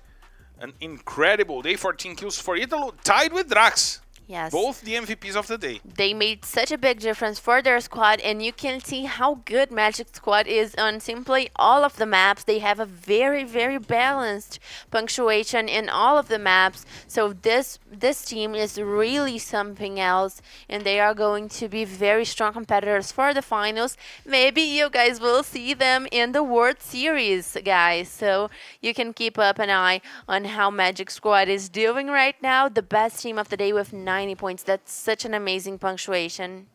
And an incredible balance in points, as you pointed out. Bob's their best player, who is running for MVP this season, was the player with the least kills here today. So yeah, this team is working as a well-oiled machine, working really well on the hands of Lu King, doing an incredible job. The highlights of the day goes to Magic Squad, 43 kills for them. 2 players sharing the MVP of the day. Nitrox with 69 points is the second team, and Team Liquid the third one with 61, surprisingly, Isa. Yes, Nitrox making an amazing day, which they needed, because Nitrox is trying to fight for the 13th position, for the top 12 maybe. So very important, but great game for all of those players, for all of those teams, and we will have in the next week a lot of important fights as we are getting closer to the finals. And of course, don't forget to follow us at FF Esports BR. Don't forget to follow me at Marcelo Fiorentini, to follow Isa at Isa13X. And Isa, once again, a huge pleasure to be by our side to bring one more week of LBFF. Great to be here to finish up this week. As always, this is my great pleasure to be here with you guys for us to check out the LBFF. And I'll see you guys next week, because we're going to have so many amazing things. We're heading to the last third of the competition, and you guys need to stay online and checking us every single round. Of course, we'll be here on next Saturday to bring you guys round number 19 and to start that last third of the season. And of course, I'll see you there, because we're clear to take off. Let's hit the skies, because it's time to drop. We'll see you next Saturday.